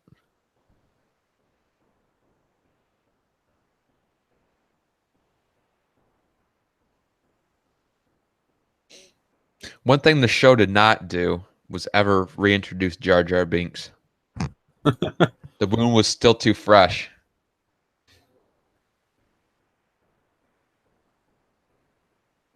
The one thing That's I did cool like looking. about no, that's a cool looking where the hell it is. But the one thing I like about the '08 show, oh fuck, that had to hurt. Ooh. Was they ended up introducing Jar Jar but making him look like a dumbass the entire time and not hiding it. They embraced how stupid he is. Yeah, I don't like to see Jar Jar ever. So who's your favorite Clone Wars character, Trent? From which one? This show or the 2008 one? Uh, let's do both. Hey, look, it's the V from Avatar. James Cameron, you son of a bitch. Now, honestly, in probably this one we're watching right now, I gotta say Grievous. He was so badass. But Windu, of course, was very interesting as well as Yoda. But I'll go with Grievous. When it comes to 2008 series, uh, honestly, I have never gotten past season 3. I stopped watching after season 3 when I was, when it was originally out in on syndication on Cartoon Network. I'm currently on season 2 on Netflix. I'm gonna watch the whole thing. Ahsoka, I hear, becomes the main point of the show and is great. I know Jeremy. Well, Jeremy mentioned in one of his live streams how much he really does love Ahsoka. I'm not gonna re-say that here, but let's just put it this way: his hand and Ahsoka are all very good friends. His words, not mine, Jeff. I swear to God. Ugh. So Jeremy loves Ahsoka. I gotta say Captain Rex. For me on this one, Dirge was pretty damn cool. There's so much style on screen. You have to kind of like all the characters. I'll just go with Dirge for this one because he was so neat and effective for a while. And then the 2008 one, I'm gonna go with Anakin because it made me like a character I thought sucked. It was all good. Dirge was definitely badass, and Anakin. Honestly, seeing the prequels as a kid first, Anakin was nowhere near Luke in my eyes, but I didn't hate him. I didn't realize the flaws. But you're right. He did become a redeemed character in the 2008 series. Put it like this: when we're done here, I'm probably gonna go lay in bed and watch the Lost Missions or something. I'm feeling a Star Wars night. If I had enough energy, I'd stay up all night and stream talking about Star Wars. I don't got it in me, guys. Now I was like that last night. I was done. Long work week. And from what you've been doing, doing Good Morning Pop Culture and all the content for the channel, you could use your rest, man. I'm just glad everyone's here to watch it, and thanks to everyone who does. I know it's been a lot lately, but the morning show really works well, and I keep putting out the videos, so thank you to everyone who consumes it all. I appreciate it. And then Zay, firsthand. Oh, good. Oh, just saying firsthand, Jeff. You definitely make the first 2.5 hours of work pass by fast. So I love doing the show. I really do. It's very relaxing for me to just wake up and do that show, drink some coffee, maybe eat a breakfast beforehand. Oh, there's 3PO.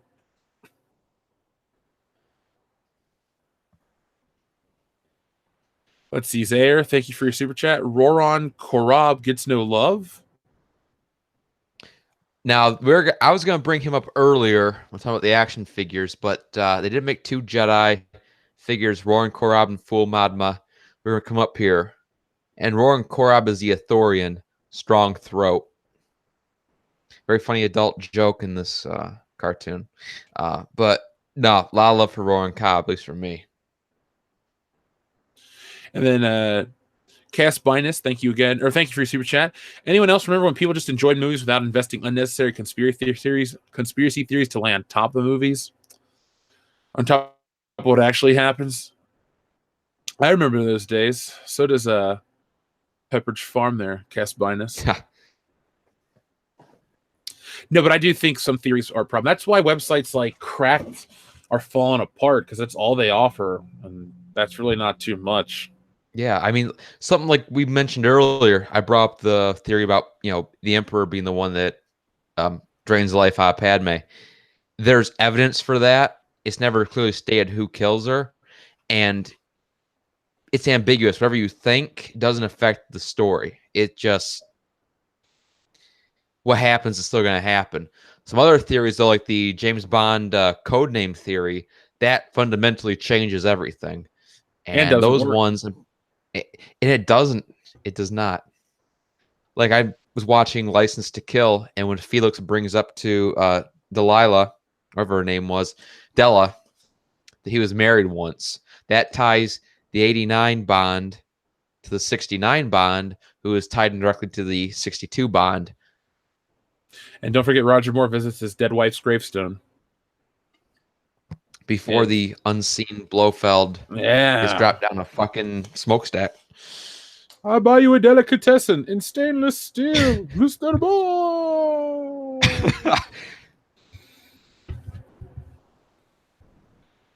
No, a James Bond discussion, that'll be fun.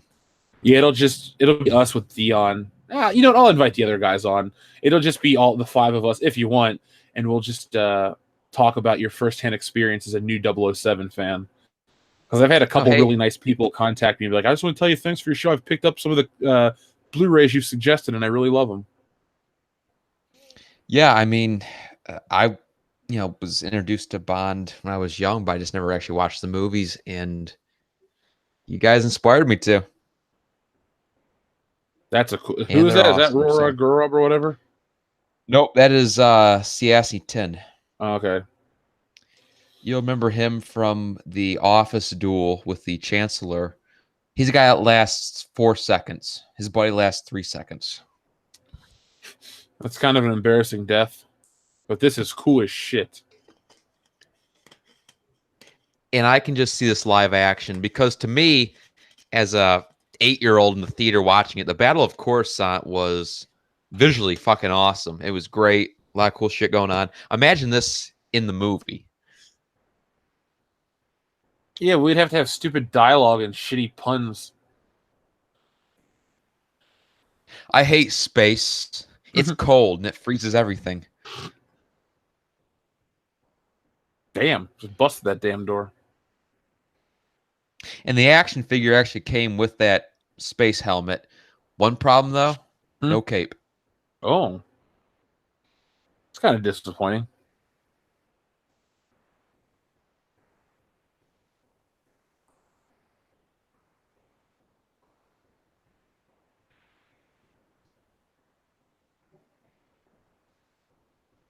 Hey, it's Master Splinter.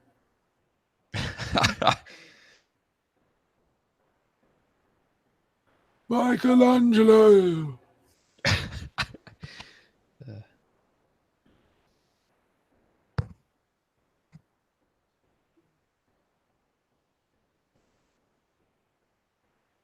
This being a different animation style, take that into account. But you did mention a really important thing when you brought up the new announcement of the Clone Wars coming back.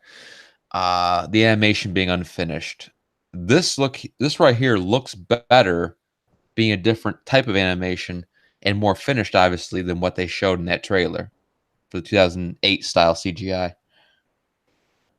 Yeah, that trailer just, it screams, hey guys, we can get this together and bring back Star Wars for people. And that's why I thought when I first heard the news. My first thought was, all right, it's back. I knew people were thinking, oh, it's the new seasons. Oh, 5 more seasons. It's all this. I knew it would have to be the unreleased stuff that they had rough animations of in dialogue, because I knew that story from looking into the show and being a fan. So I knew it was probably going to be that and almost that exclusively. But and I was like, oh, that's cool. It's coming out. And I thought, wait a minute, this is a desperation attempt just to save face. But I also think about it, if they don't re-record any lines and they don't, make 3 more seasons, which are all Disney shit, it should still be the same old Clone Wars we know if they don't change anything. Very true. And if they don't, props all of it to Dave Filoni and whoever, greenlit that, and that should be it.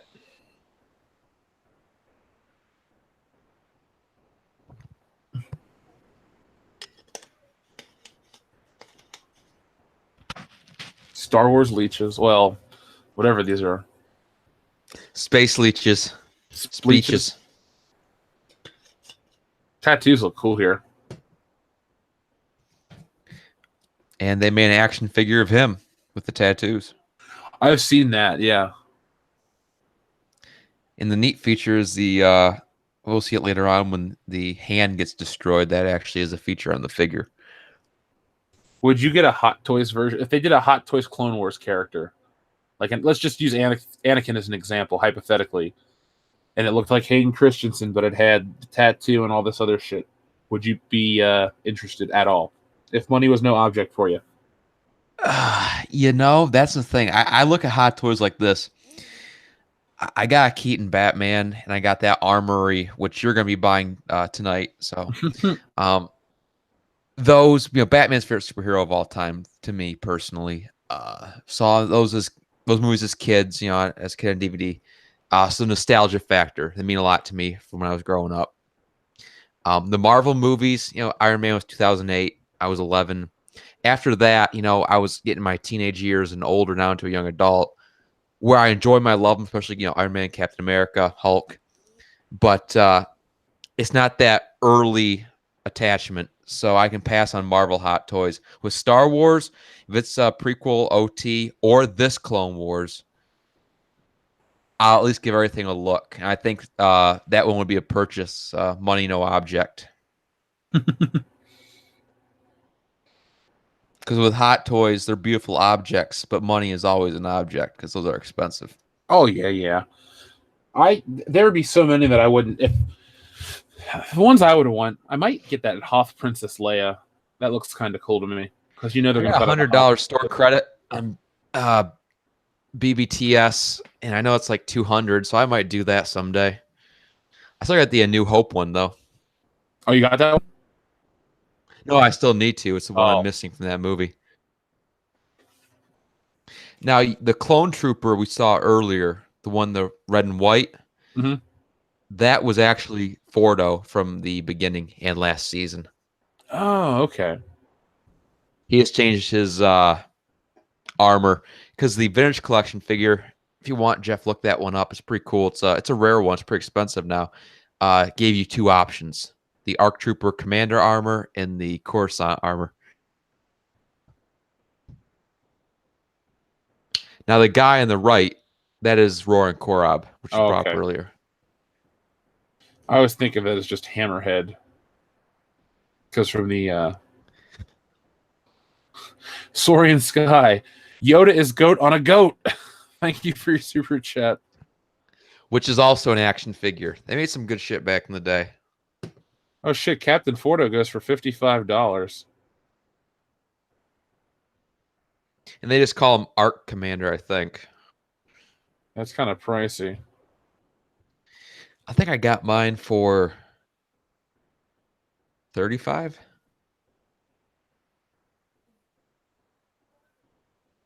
They also made the guy on the right. Oh, the tall guy. Eyes. Yeah. He was in Mos Eisley. See, that's what they did with this, is they took character or alien types that were established in the original trilogy and added new ones, but they also brought back ones that you all knew and loved, or we all knew and loved. In the new Disney stuff, they don't use some of these aliens, which they should have. Did he just cut that clone's arm off? Whew. This is fucking... The Rogue One scene I love. This is 10 times more brutal. Yeah, it is. This is why Grievous is my favorite character from this show. I mean, he is butchering these dudes. Hello, Darth Myrtle. Thank you for joining us. I heard a chainsaw. No, Jeff, did you hear that chainsaw effect? They play like a chainsaw sound. I don't know what the hell it actually is supposed to be, but it sounds like a chainsaw. Maybe that's like a little tease or something. I don't know, but He almost reminds me of a xenomorph in many ways right here. so would that make her Sigourney T? Sigourney Weaver. Zedric, thank you for your super chat. Thorians need more love in Star Wars. All the original aliens do. Let's be honest. The only one that we saw was a Mon Calamari and Akbar. Barely. Well, of course, and Chewie. But other than that, no original aliens that I'm aware of. And then Maref the Aline, thank you very much again, says, I love this shit. I do too. That's why I'm kind of like, at times not saying too much, because this... Look at this son of a bitch. This He's is like, so what's up, crazy. guys?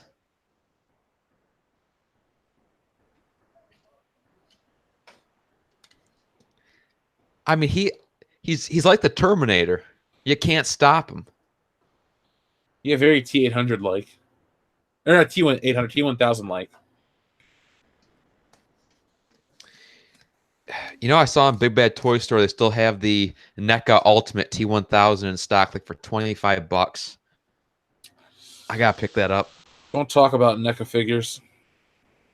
I picked up Michael Myers, both Pennywise the Clowns, and something else. So NECA, but look at even this.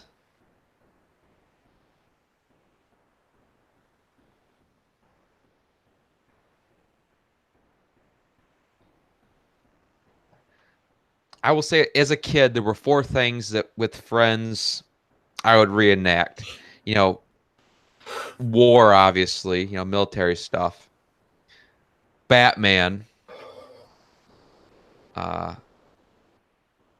Star Wars, the movies, and then this show. That would be the 4 things. And whenever I was with friends, it always want to be the original trilogy or the Clone Wars animated show. This one we're watching. Now, are you talking like you would actually go out and reenact these things yourself? Like you'd be like, I'm Batman, and go out and play, act like Batman? Yeah, with friends of mine, yeah.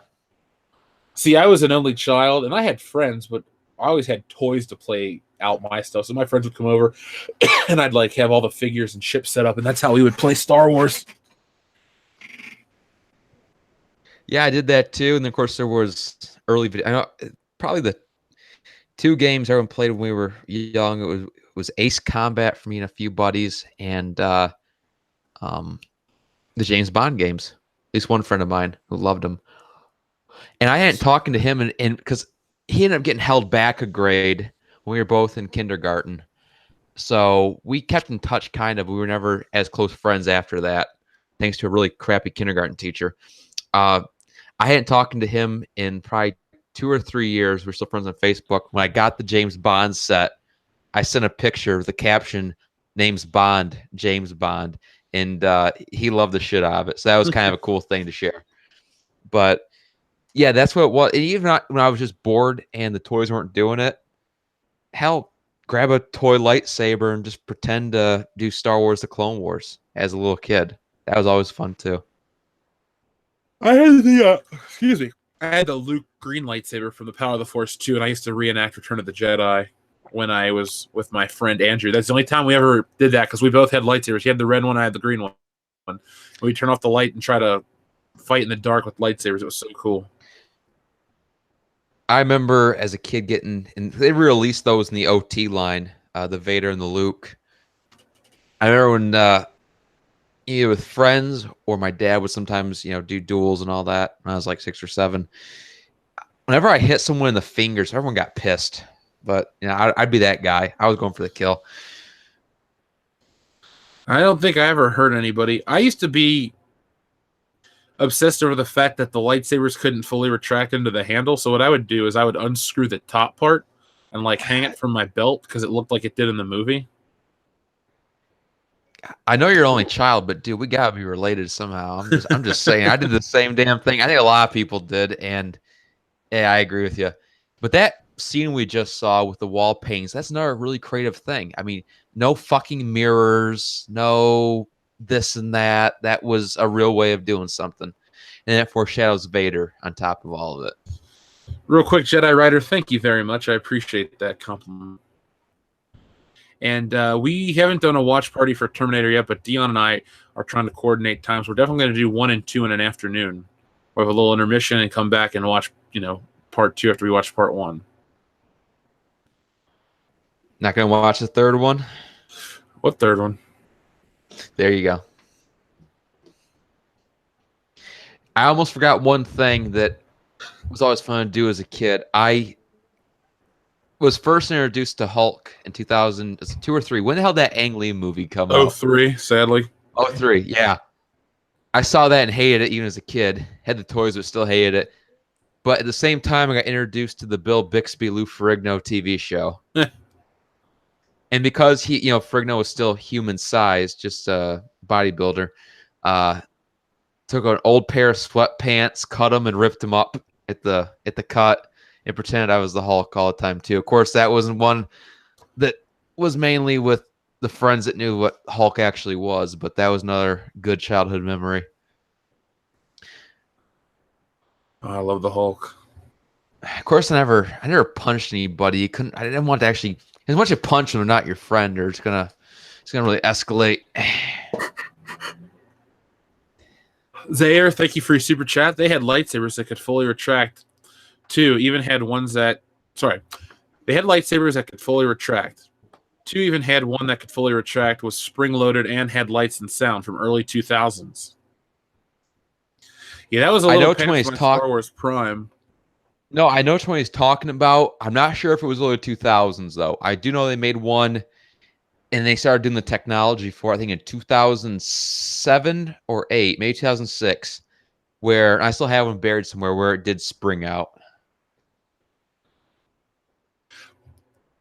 By the time that would have come out, I was focused on doing I know. Other shit. I know. Now the Magna Guard's here. That's cool to see. His bodyguards. JSP says Terminator 1 and 2, top 2 favorite movies. Well, JSP, I'll make sure I let you guys know when we're going to do that so you can catch that commentary, because I've been wanting to watch Terminator so bad lately.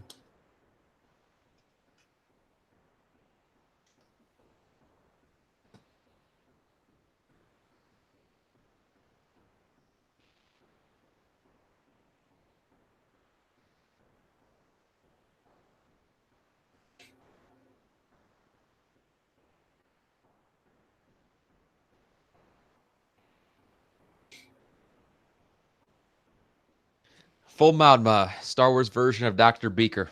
Mm-hmm.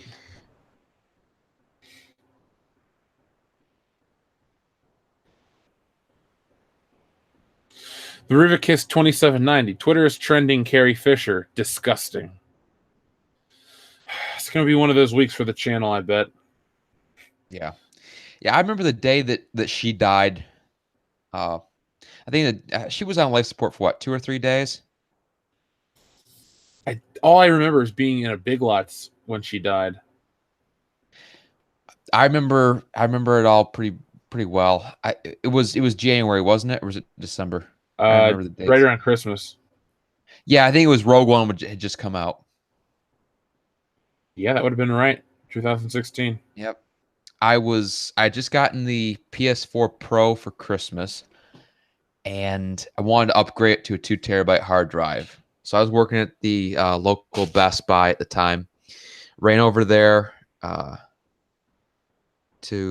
get the 2 terabyte hard drive, get that purchase. Of course, an employee discount, because why not? On the way back, checked my phone. There were reports saying that she had died. And there was some saying that she had been taken off life support because she was breathing and she may be recovering. Got back home. By the time we got back home, it was on like Fox News and CNN and all that, saying that she had died. And I was generally sad, because I knew that, she had made her own bed with a lot of her personal demons. But, just remembering as a kid, seeing A New Hope for the first time, the impact and her being a part of that is Princess Leia. It was definitely a sad day. A lot of people who don't even give a shit about Star Wars or her or her other movies. They just jump on and virtue signal and do that shit, and it just pisses me off. The coolest slash saddest moment when she died was one of the billboards here in town just said rest in peace Princess Leia and had her face on. I was like, cool. I mean, it said she's dead, but like they put up a billboard. Like I've never seen anyone that died get a billboard, so Princess Leia got one. I thought that was pretty damn cool. I mean, she was big for the town of Cincinnati because obviously Kenner being there. I mean, that was And she had the same birthday as me, you know, everyone's favorite podcaster from Cincinnati, so share a birthday with Carrie Fisher and Kim Kardashian. One's cool and one's Kim Kardashian. uh, so true. I've never actually seen who I share birthdays with. Let me check. While you're checking, Mareth Dialine sent in another super chat. Thank you very much. I wonder the perspective of people on these trains. Wait. I wonder the perspective of these people on these trains. On your left, you'll see a badass fight. Okay, so that guy is Commander Fordo. Okay.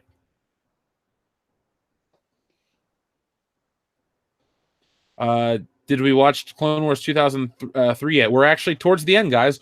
We're at the 1 hour 59-minute mark. There's only 2 hours 12 minutes to this thing. But then after this, we've watched everything from Clone Wars 2003. Okay, so I checked September 23rd. Okay, Bruce Springsteen. Ooh. The boss. Ray Charles. Huh. Mickey Rooney. Shyla Styles, whoever the hell that is. John Coltrane. Sean Spicer. Kubla Khan. Like, Jason, okay. oh, Jason Alexander. Okay. There you go. There we go. Got Costanza. My man. Julio Iglesias. Rich. Oh my God. Here we go, Jeff. Here's the connection. Marvin Lewis, head coach of the Cincinnati Bengals. I knew we knew each other somehow. We're connected through our mutual. Well, he should have been fired, let's be honest. Oh, here we go. I share a birthday with born 1989 Danny Daniels. Ooh. She's younger than me? Okay. You mean your future wife? Oh, God, no. Ew. And she's already married, so that cuck guy. Mareth Dialine, thank you for your super chat again. Still got to fulfill your promises, Mr. Shitter. What promise did I make that I got to fulfill? I promised to buy the turkey suit, and I got that. And I promised you got the Mr. Ed. And I bought Mr. Ed. The turkey suit's on my porch. I didn't go outside and get it. I went to Panda Express, and then I had to eat and get on here. Just tell me what I missed. I apologize if I didn't live up to a promise. And these things look really fucking scary. They freaked me out as a kid. Oh, here we go. Anthony Mackie, the Falcon. There you go. And Chi McBride. Oh, he's an actor. Never been in a Star Wars film. Nope. He's a lot like Forrest Whitaker, a.k.a. God, what was his fucking name? Lies. Deceptions. I remember on Screen Junkies, they tried to act like he was going to be such a big character, and then he really Oh, no, wasn't. I remember that. He was supposed to be, yeah, and he was nothing, essentially.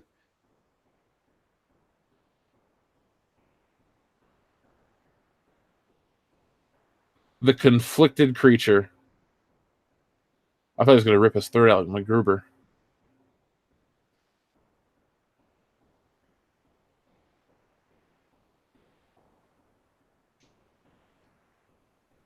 That'd be interesting to see in the next Star Wars films, like genetic experiments and stuff like that.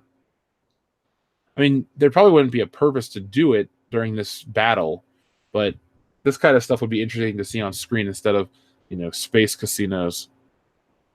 Spacinos. Oh, okay. Joe Hogan's Siren of Dathomir. Let me pull that up.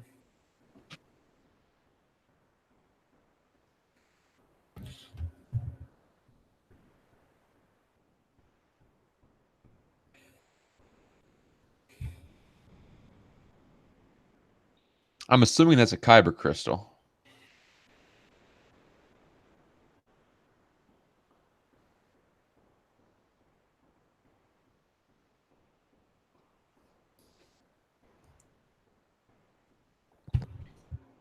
Imagine how exhausted you would be after fight. I mean, obviously these Jedi's didn't make it to the Clone Wars, but imagine just how exhausted you'd be. What years of fighting, no rest, no peace. You're gonna need a lot of vitamins, a lot of branched chain amino acid pre-workout or post-workout, excuse me, a lot to recover those muscles. Protein shakes, of course. 8 hours of sleep. Nah, Jeff. Yeah, they're fucking exhausted. But they are Jedi. They have good Obi-Wan slept stamina. for like a month afterwards after he dropped off Luke. Well, he is the one guy watching him. Well, Owen's watching him, but He's watching Owen. exactly.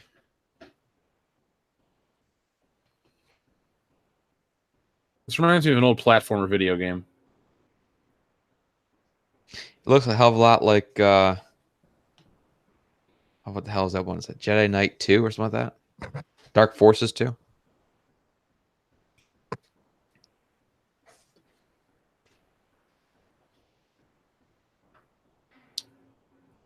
Oh, the humanity of these horrific creatures. The Techno Union Army.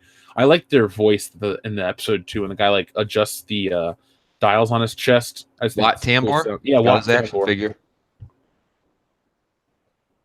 No, I would have loved it if Anakin's up here, then he just like looks at the other side and sees Trevelyan and Bond fighting. No, for me.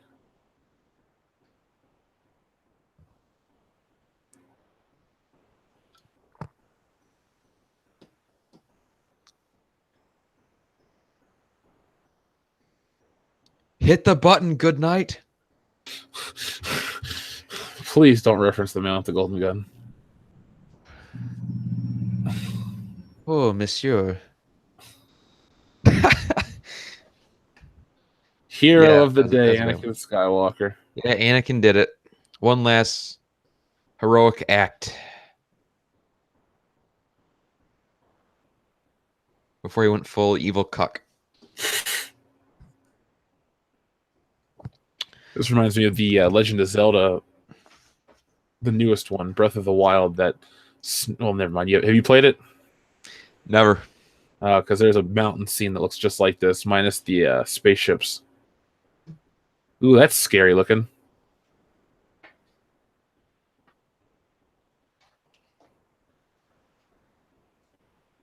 Well, speaking of Anakin being a dark side cuck, I just got an email saying that my Hot Toys pre-order is coming in early. Ooh, which one? The SDCC exclusive Dark Side Anakin. Oh, okay. It was the one that was going to be a con exclusive, and people got pissed off because you couldn't order it off their website to have it shipped to you, and they end up changing their mind because that's how you react to fan criticism. Hey, when you find out about the San Diego Comic-Con exclusive Black Series Bespin Series Han or Bespin Han Solo, let me know because I want to buy one. Oh yeah, I think it's August 13th is a confirmed date that they're going to make those available online. I think at midnight. I got that page bookmarked, so I'm pretty sure I'll be up at midnight 13th. Send me a link so I can bookmark it too. We'll order them together. Eddie Max of Andor. Thank you for your super chat. What's going on, suckers? Well, we're closing out our Clone Wars watch party. We talked about the Clone Wars, and we did talk about Episode 9 for a little bit. For 2 hours, dude. Well, buddy, we're watching good Star Wars. We are watching good Star Wars. I've spent my entire day surrounded by good Star Wars. That's the thing about this. This is just over 2 hours. Let's just say it's one feature-length film if you want to edit it and do some different cuts. And it flows well on its own. I mean, you could tell it's like one big movie. Yeah. When there's, when it's like this. This is better to me than The Last Jedi by far, obviously. This is better story-wise than The Force Awakens. Rogue One's its own different thing. Solo, I've still not seen. Obviously, visually, it's a cartoon. So those movies have their own, they're real movies. But story-wise, I see no problem saying this is better than The Last Jedi. Not a single problem. Nope. By the way, Richard Jeffries. There's let's see, Black Series Princess Leia. They have Slave Leia, A New Hope Leia, Bespin Leia's coming out. No Endor. Just unless you mean the Bounty Hunter one. But if you're talking about the Slave Leia costume, they have that. And I would refrain from buying that right now. I think it's like $40. It may be released with Photoreal in the archive line. No, it won't, because Kathleen Kennedy said they've retired that costume. That's why it went up in price. She's trying to push that under the rug because it's offensive to her, because nobody cares about her. We'll retire, dude. We will retire her. She is Carrie Fisher's Leia is forever. She is temporary.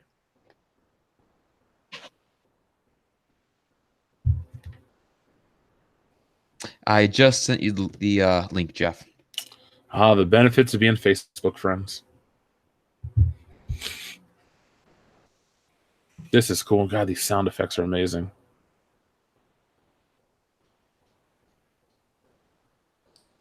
The red eyes. I think I'd like to see the Siege of Mandalore in live action. I have not looked into what that storyline is going to be about. I want to be surprised, but yeah.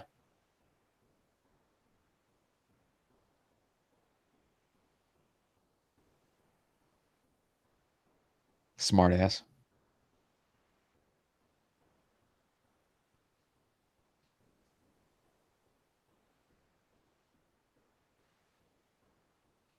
Now you're aware of the deleted Shock T scenes, right, Jeff? Yeah, doesn't she get killed on the ship or something? There's one where she's captured and killed on the ship by Grievous in front of Anakin Obi-Wan, and there's one where she's in the meditation chamber, the champ of the temple, and Anakin walks up behind her, and she goes, "What is it, Skywalker?" Like being snotty, and he just impales her. It's kind of funny, but I need some Robitussin.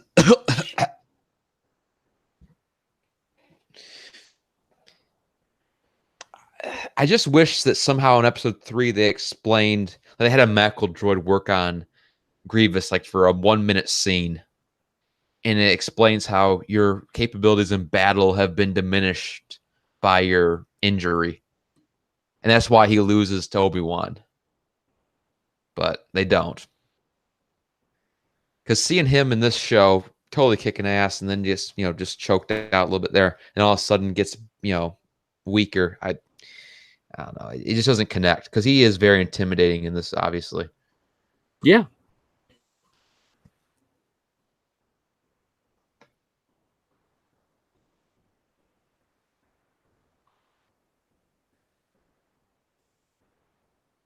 She also dies in the Force Unleashed, according to Richard Jeffries. Yes, she does. Throw her ass in the Rancor pit. How many times can you kill the same character in Star Wars? 3.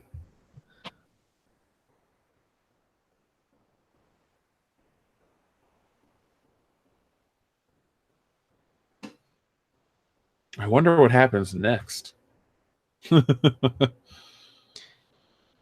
Well, according to me, Jeff, my second favorite Star Wars movie, the 5th best or 4th best, but my second favorite, Nostalgia.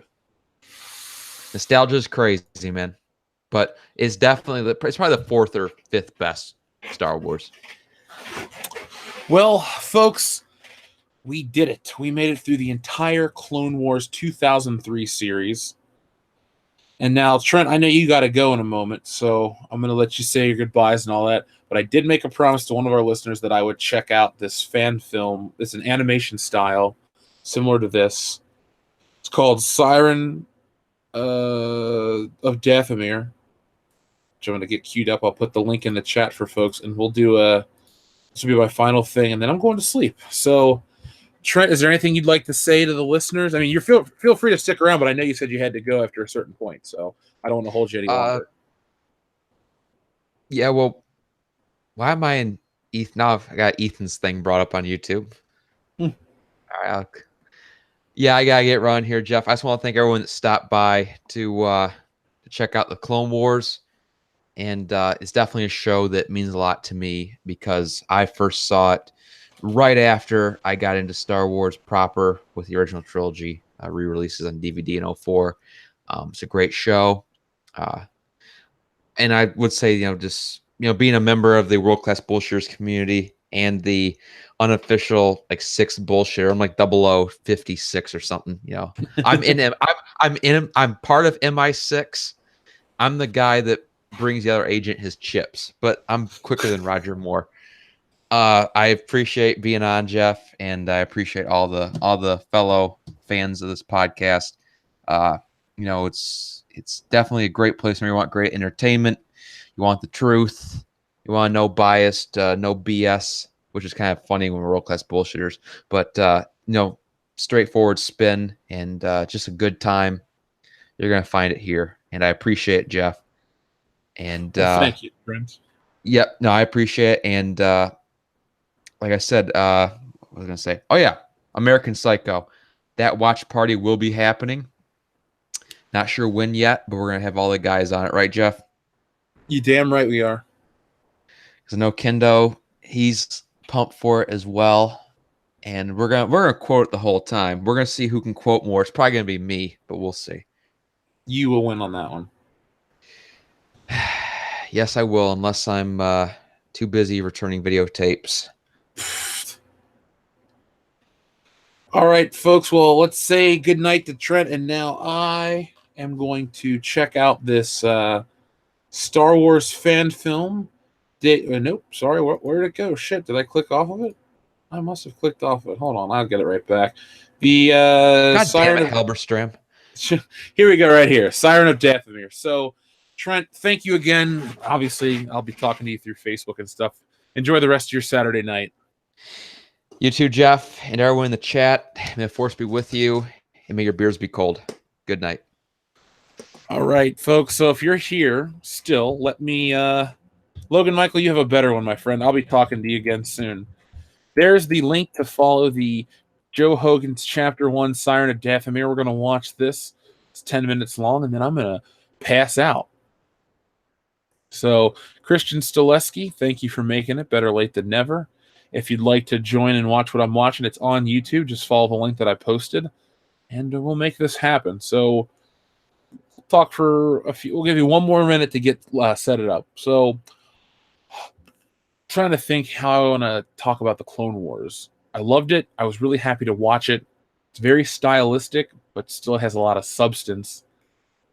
It brought a really cool, unique take to Star Wars that hadn't been done before. Short snippets of animation that told a story, an overarching story, and I appreciated that. And it expanded upon the not-so-great prequel trilogy. So when you watch everything together in context, you kind of get a much better story. Even if you take Disney's current stuff, they don't have a cartoon that fixes certain things or elaborates or builds upon, interconnects. No, Lucas had that stuff down, not this new one. James Lloyd Tiffner that gave $1 super chat. Thank you very much.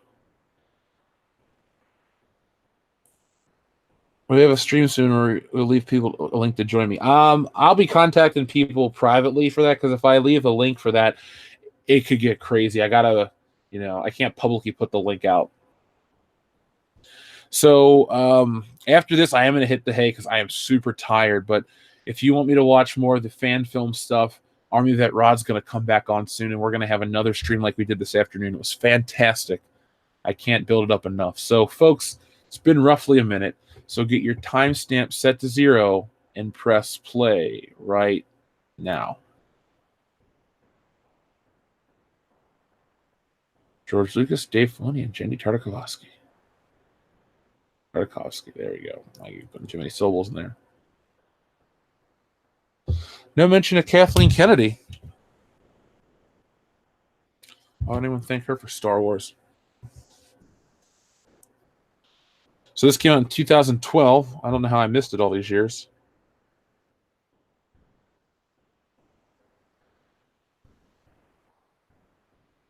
Have a healthy man. Be safe, my friend. Honestly, I know you've been listening to us since the beginning. And I've seen you come and I've seen you go. And you be safe. I mean it. You know how to contact me, dude. Siren of Dathomir, Star Wars. Oh, it's a motion comic. Yeah, this is before the sale, guys. The sale went official on Halloween 2012.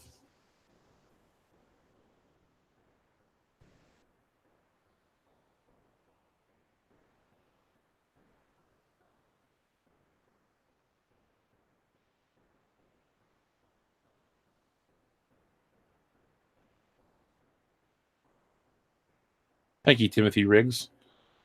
For your super chat, have a tip. Jeff won't be around this week on other live streams. Going to Phoenix for work for the week. Yay, dog and pony for clients. Have fun in Phoenix, dude. I've had a good time in Arizona. Enjoy the weather. Ooh, get some good food while you're out there. But thank you, Timothy. I appreciate it. Hopefully, we'll see you in Indianapolis. Did you say you were going?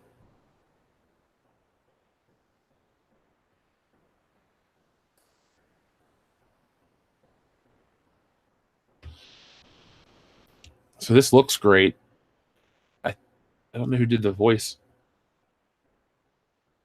Whoever's doing the voice of Obi-Wan's doing a pretty good voice too.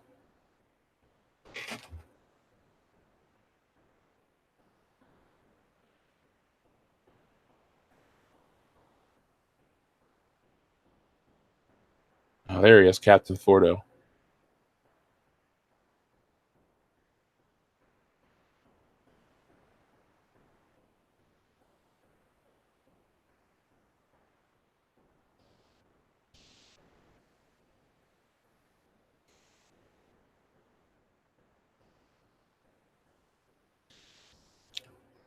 This looks as good as a lot of these DC animated live action comic things. Nice dynamic lighting. Nice inset panels.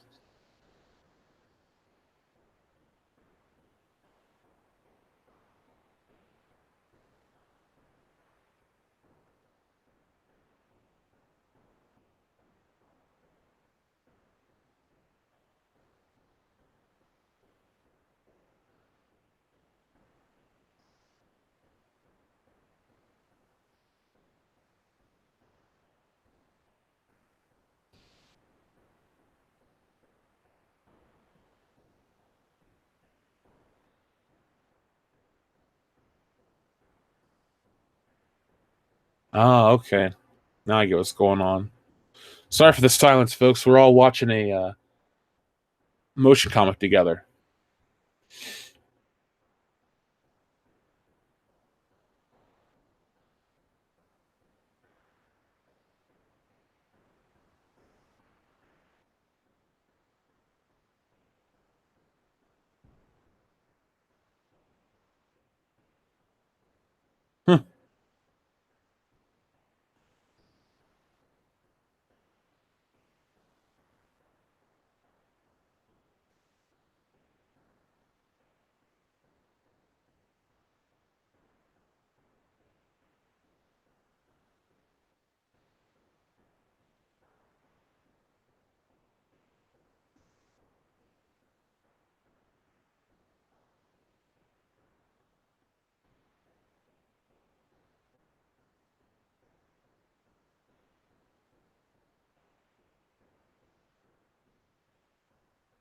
Oh, so they got the real guy that does the voice of Obi-Wan Kenobi. Okay. Or did they? Oh. Oh.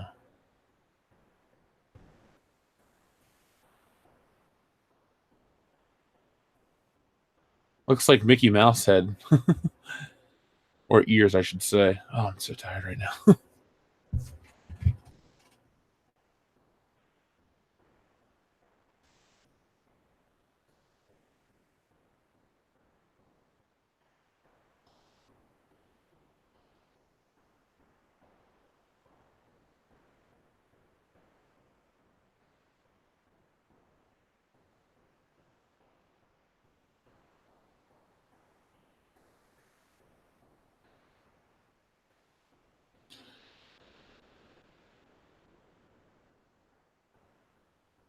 I'm really digging this art style.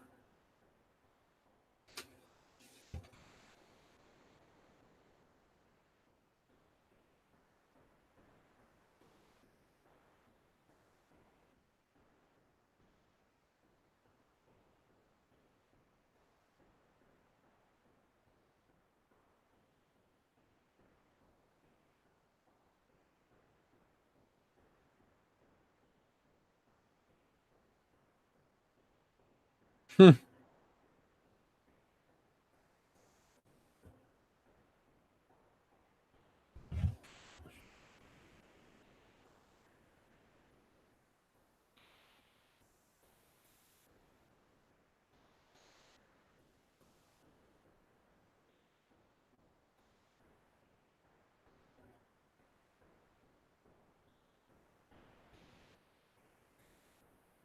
Ooh.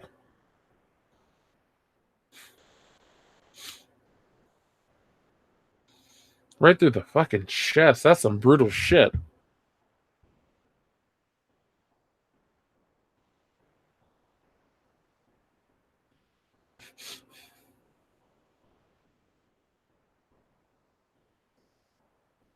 Hmm.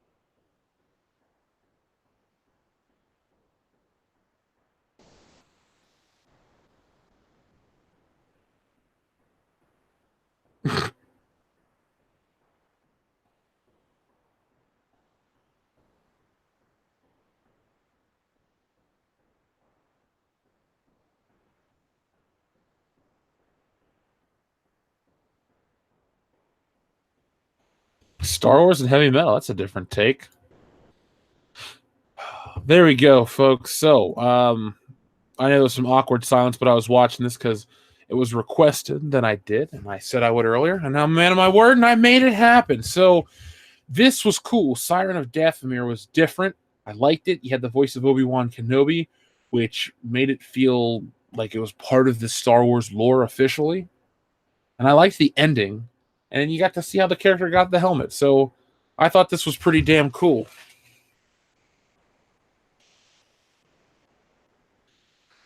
So I'll be posting stuff about the Patreon veterans live stream soon. It's not going to be this coming week. I don't have any opening spots. So it's going to happen. I'm going to make sure I can get everybody involved that, wants to be involved, that's been a patron and a veteran. And I'll be keeping you guys up to date with that. But like I said, if the EU thing's going to happen on Wednesday, and I'm going to be contacting people. So Albedo, thank you. Thank you to everyone who stuck around. We've had really good numbers as of late. It's exciting. It's inspiring. It makes me want to keep doing more. So, folks, thank you to everyone. We've done like 4 or 5 hours of live streaming today. One was impromptu, one was planned, but they were both damn good, and I had a great time doing it. So thank you to everybody. Everybody. Can't speak when I'm tired. Hell, I can't speak when I'm awake sometimes. But I'm glad you guys had a lot of fun. Brian Lape, your anus, and I will see you soon, my friend. But everyone else, I'll be back on Tuesday morning with Good Morning Pop Culture. We have tons of stuff to talk about. There's a lot of content coming to the channel this week, as always. But I'm going to be bringing back the daily videos. Well, let me rephrase that. The single videos will be coming back this week. There's 3 of them that I'm working on, so get excited for that. But until next time, folks, have a good one and enjoy your Sundays.